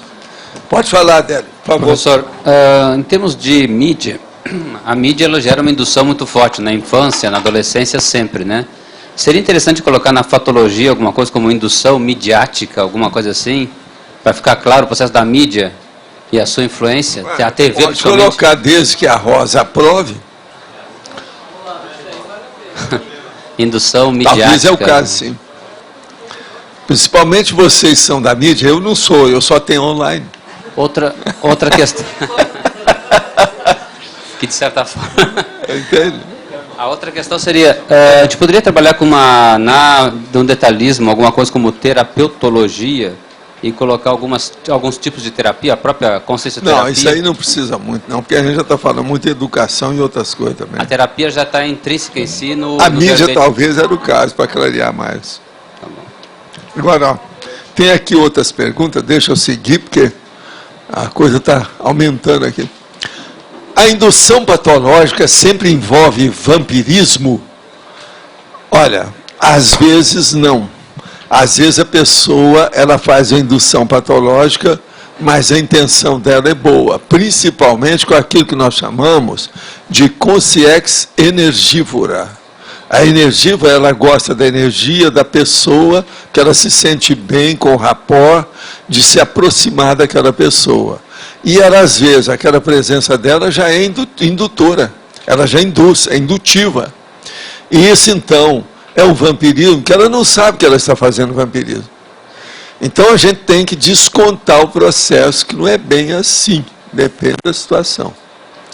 O pai de um rapaz me pediu ajuda por saber que eu estudo a conscienciologia. Seu filho tem epilepsia e está com hepatite medicamentosa. Fui ler sob o sintoma da epilepsia e senti grande compaixão por esse rapaz. A família é católica. O senhor acha que a consciência terapia pode ajudar esse rapaz? Olha, a consciência terapia pode ajudar tudo que ajude a consciência. Esse fato aí, a epilepsia é um processo, antes de mais nada, de consciência. Então, é lógico que pode ajudar muito. Agora, é preciso examinar, ver com calma, e outra coisa também séria. Um epilético não pode deixar de tomar remédio ou mudar a medicação sem a consulta do especialista que segue aquele médico da família, o médico de confiança. Isso, então, tem que ser levado também em consideração, aí no caso. Agora, ó, vale a pena sim. Agora, se tem chance de vocês consultar consciência terapeuta, vale a pena. Toda pessoa detalhista tem boa memória? Nem tanto. Eu já vi gente que até queria ter. É detalhista, mas esquecia tudo. Essa pessoa que eu conheci, que examinei muito, ele era um marceneiro. Então, ele é daqueles que colocava o desenho de da enxó, entende? Do serrote, tudo de pendurado, bonitinho, para ele ver se estava tudo correto. Na hora que ele ia fechar a oficina, que era a marcenaria dele, entende? Ele olhava, se faltava um, ele ia buscar, porque ele esquecia de tudo. E outra coisa, às vezes esquecia debaixo da mesa. Ele, uma vez, me falou que jogou um enxó no lixo. E aquilo sumiu. Aí ele foi olhar no lixo, estava enxó, que ele jogou. Você sabe o que é enxó, né? Que negócio de fazer assim. Agora, então, vocês vejam, isso aí mostra que nem toda pessoa detalhista tem boa memória. E esse cara era um gênio em matéria de marcenaria. Entende? Tudo certinho, tudo bonitinho. O detalhismo dele era uma coisa de doido. A gente olha muito isso nas junções dos móveis. Se o marceneiro é bom, as injunções têm que ser perfeitinhas. E não pode ter curva, não pode ser torto, não pode ser nada. Esse era assim. Mas ele esquecia as coisas. Outra coisa, ele esquecia os aniversários.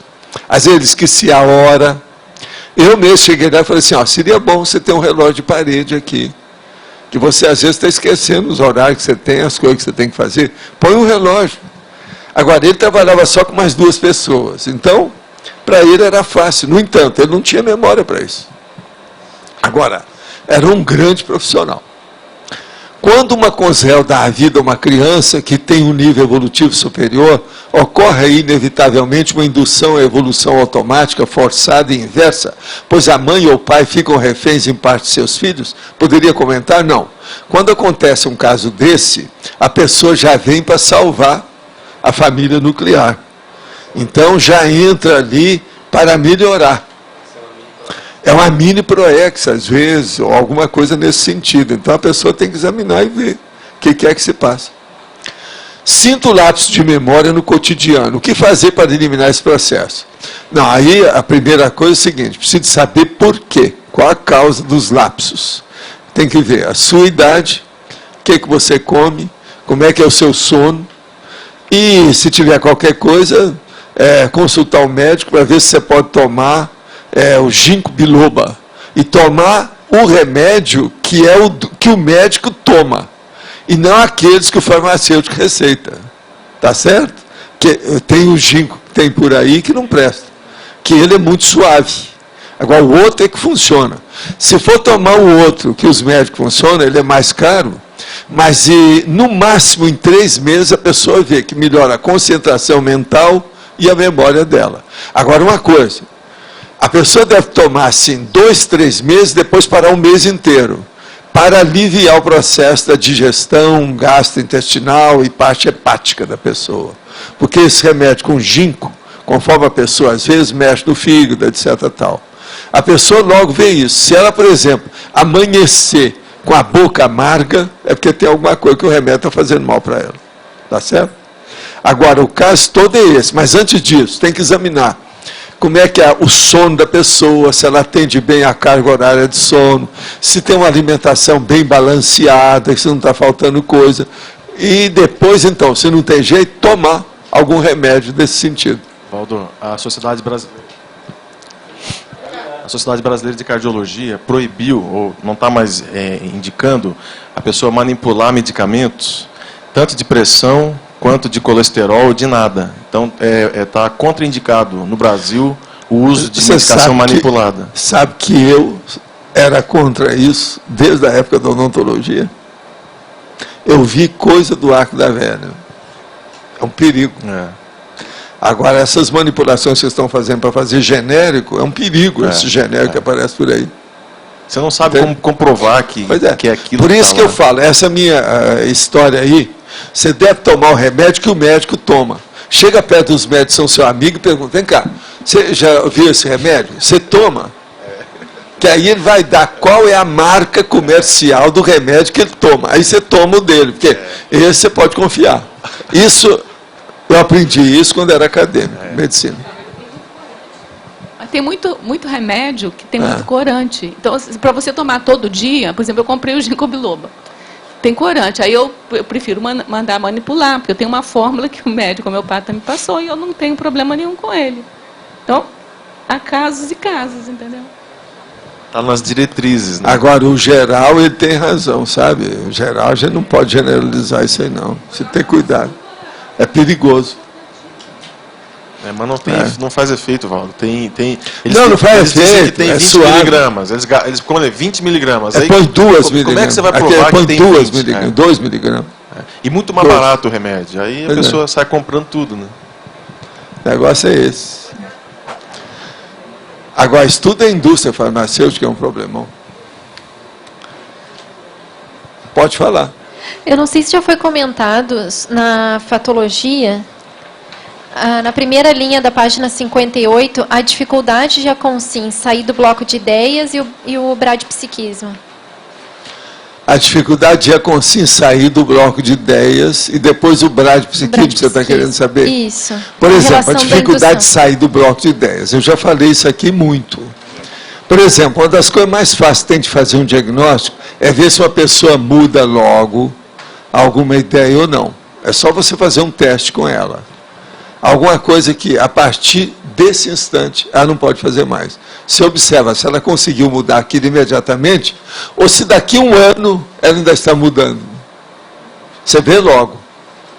Então, a pessoa que muda de bloco, ela é rápida, ela quase sempre tem taquipsiquismo, ela quer renovação, ela é aquilo que eu estava falando aí, o contrário, neofílica, ela não é neofóbica.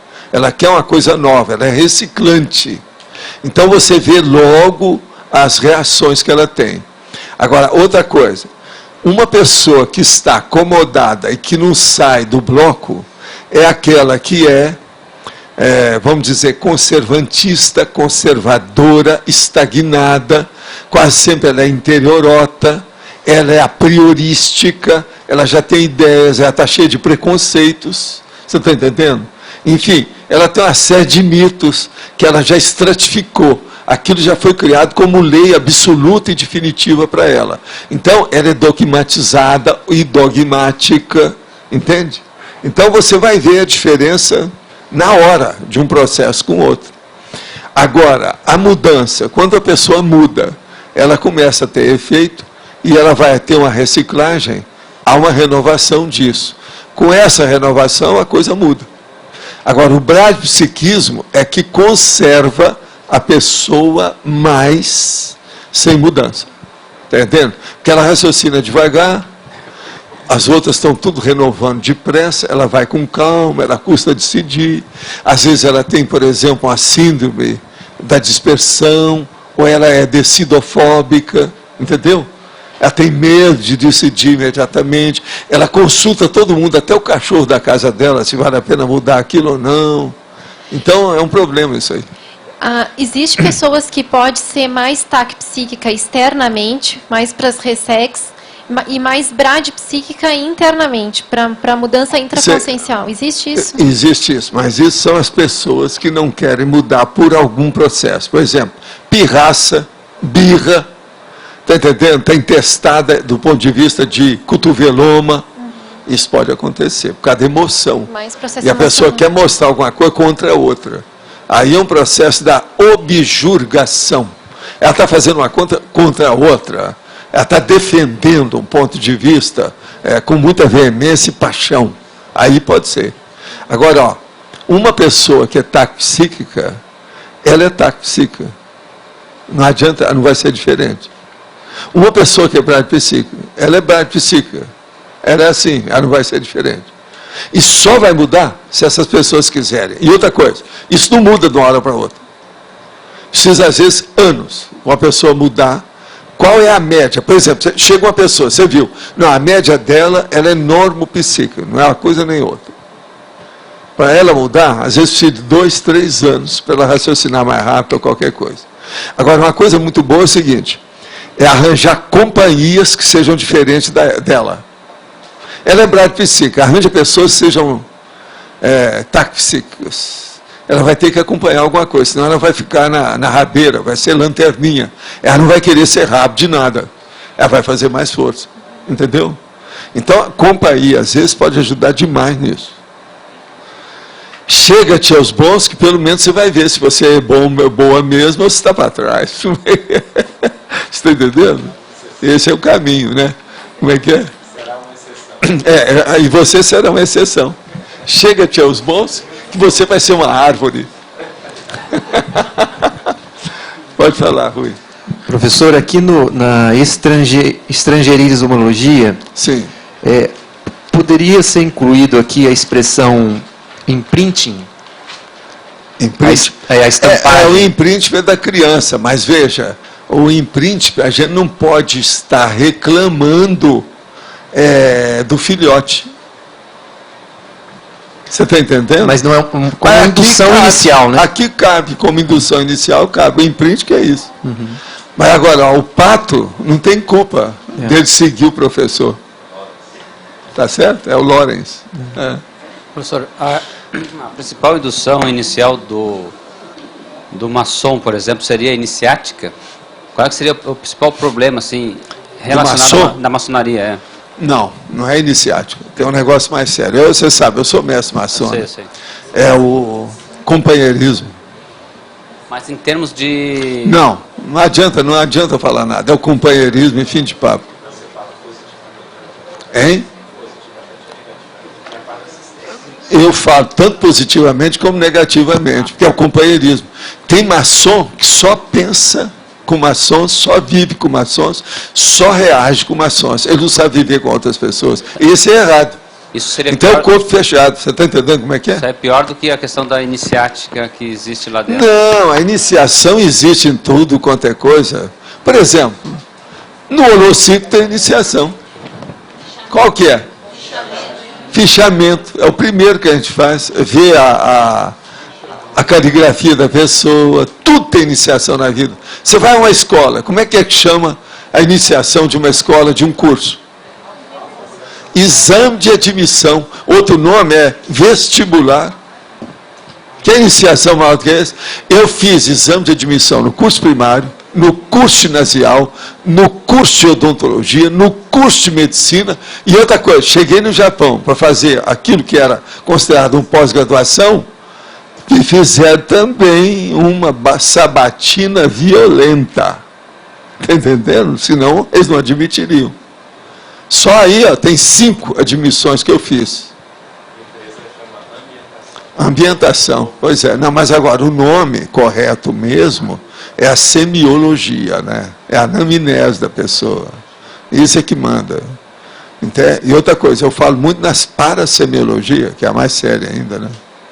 Então, por exemplo, você vai fazer uma visita lá, o Igor está doido para ir lá na Interlúdio.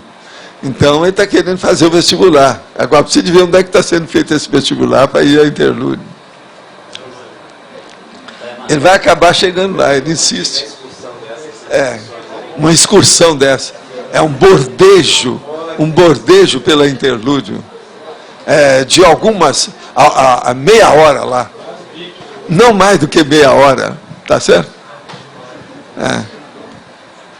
Professor? Sim. Aqui. A fatologia, a penúltima linha. Olha, seu horário está em cima da... Olha lá, 14h14. Veja, ela está impressionante hoje. Pode falar, vamos em frente. O anacronismo emocional e a estagnação afetiva. Onde é que está isso aqui? Penúltima linha da fatologia. A página A 57. penúltima. Página 57. A estagnação afetiva? Isso, e o anacronismo emocional. Queria que o senhor O comentasse. anacronismo emocional. O anacronismo emocional é aquela pessoa que fica com um nível de emotividade ou de sentimento o mesmo de sempre. E ela não sai daquilo. Ela, então, pensa no passado, sentindo o passado do jeito que é. Está entendendo? Ela não caminhou para isso. Você pensou se eu estivesse no passado escrevendo a lápis até hoje? Eu estava perdido, não está? Agora, estagnação afetiva é a mesma coisa. Aquela pessoa que gosta da Igreja Católica, estudou a opção de coisa, e na procissão do encontro, ela carrega no ombro o andor da santa. Até hoje, de gravata, paletó, tudo arrumadinho. Você quer mais estagnação do que isso? Nesses casos, professor, como é que a gente faz para auxiliar, para essa pessoa poder sair dessa estagnação emocional? Fazer uma reciclagem, mostrar para ela uma renovação, principalmente através de exemplos lógicos, racionais, para ela ponderar o que se passa. E, se for possível, fazer aquilo que nós chamamos, que é o problema de você mostrar o que você acha, através do exemplo. Como é que chama isso? Verbação. Pensa nisso, verbaciologia. Mostra isso para ela, é o jeito. Porque ela está aprisionada nesse sentimento lá do passado. E outra coisa, uma pessoa que é prisioneira, ela é... refém. Ela precisa de assistência. Ela não tem a mesma força do outro, que é o aprisionador. O algoz, sempre, em tese, ele tem mais força do que a vítima, do ponto de vista de estrutura física, animal. Agora, por exemplo, a vítima, quase sempre, é superior ao algoz, do ponto de vista consciencial. Agora, o problema é julgar uma coisa com outra.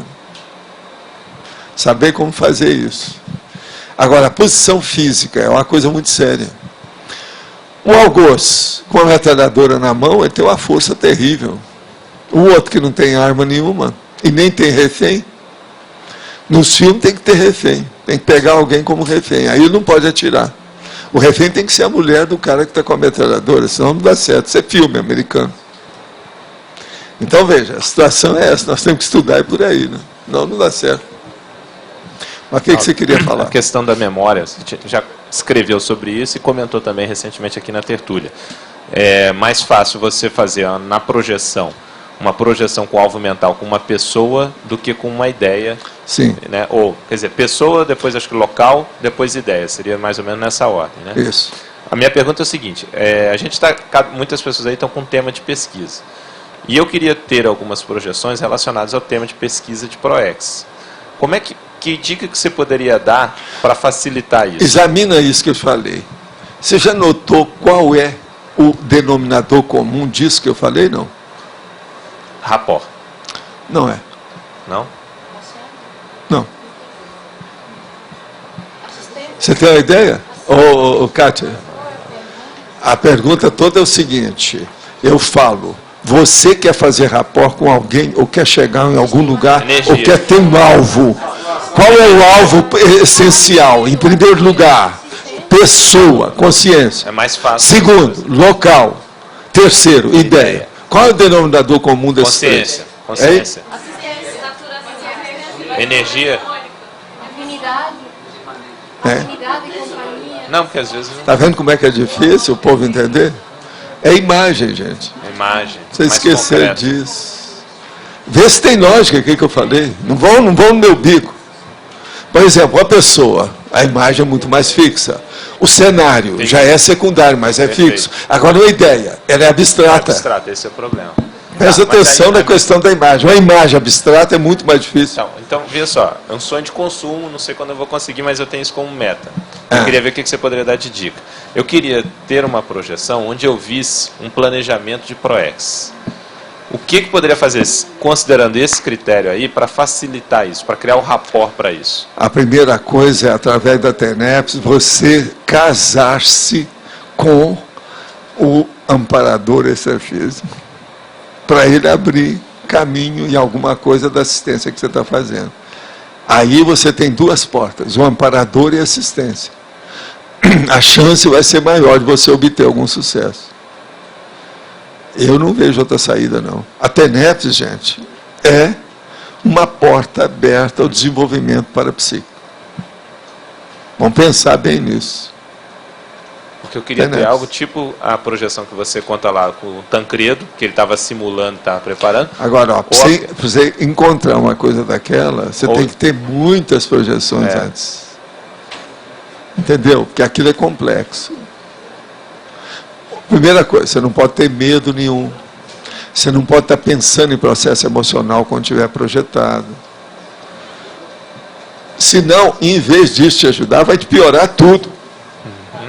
Você tem muito cuidado com isso. Agora, gente, qual a melhor forma de superar a decidofobia? A melhor forma de superar a decidofobia é a pessoa colocar na cabeça o seguinte: eu tenho que decidir, mesmo se eu errar, porque é errando que a pessoa aprende a acertar melhor. Então, ela decide mesmo para quebrar a cara para ela aprender.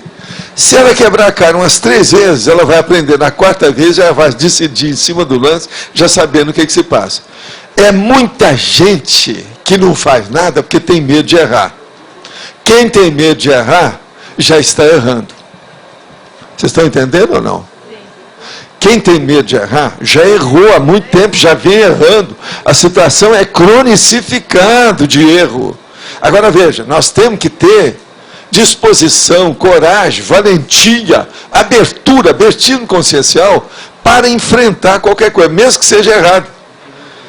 Se for um erro, a pessoa conserta depois, ela vai ver como é que é. E outra coisa, é muito bom que erre para ela ver como é que ela vai acertar. Como é que uma pessoa pode crescer se ela não souber o que é certo e o que é errado dentro das coisas que ela vai fazer? Não tem jeito. Agora, gente, eu queria falar uma coisa para vocês. No domingo, agora, nós temos lei da projeciologia. Agora, ó, hoje é aquela nossa história antiga, porque a gente mudou.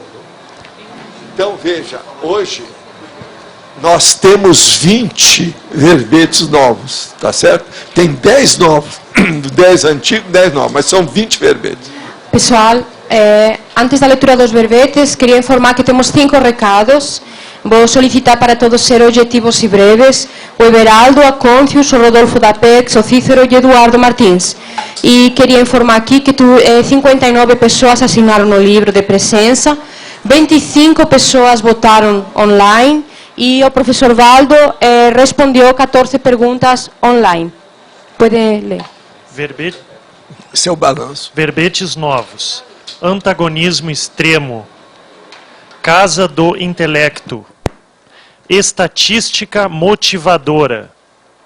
Estilo exaustivo. Fenomenologia holossomática. Incompatibilidade da conscienciologia. Irrompimento do psicossoma. Poder ideológico. Psicosfera projetiva. Técnica tertuliária. Verbetes antigos. Antimodelo. Banco da salvação. Banco de esperma. Banco de leite humano. Desintermediação. Interesse transempresarial. Presumibilidade. Princípio coloquial. Refinamento formal. Técnica da sexta. Bom, pessoal, eu gostaria de dar o aviso para vocês referente ao ECP2. Então, reforçar o convite para o ECP2, que vai acontecer do dia 26 a 28 de setembro, ou seja, daqui 2 semanas, não, semana próximo, né? Aqui em Foz do Iguaçu, com o EPCOM Moacir Gonçalves. Quem tiver interesse, por favor, se dirija à recepção, que lá a gente passa maiores informações. Obrigado.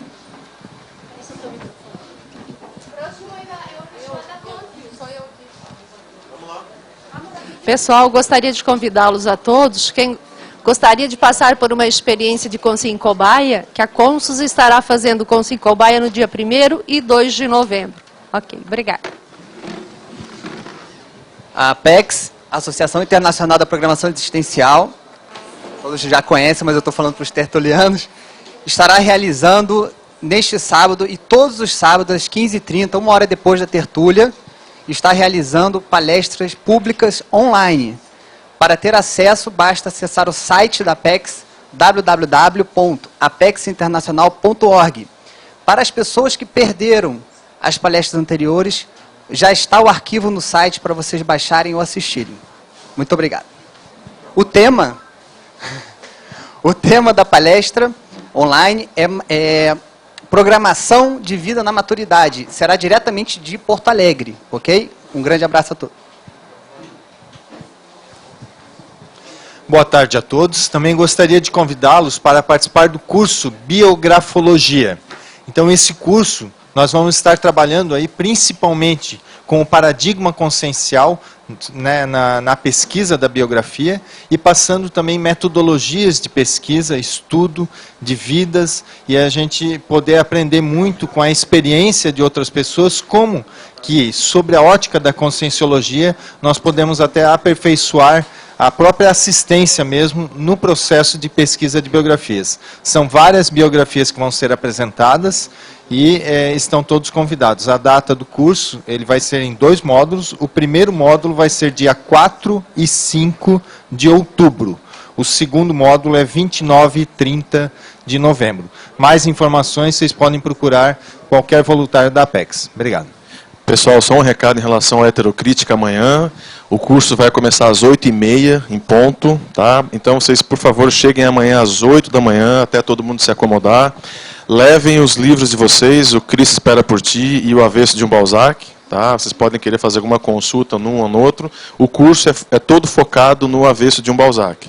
Tá? Então, confirmando amanhã às 8h30, quem não se inscreveu ainda dá tempo, tá? Tem vagas ainda, e até amanhã.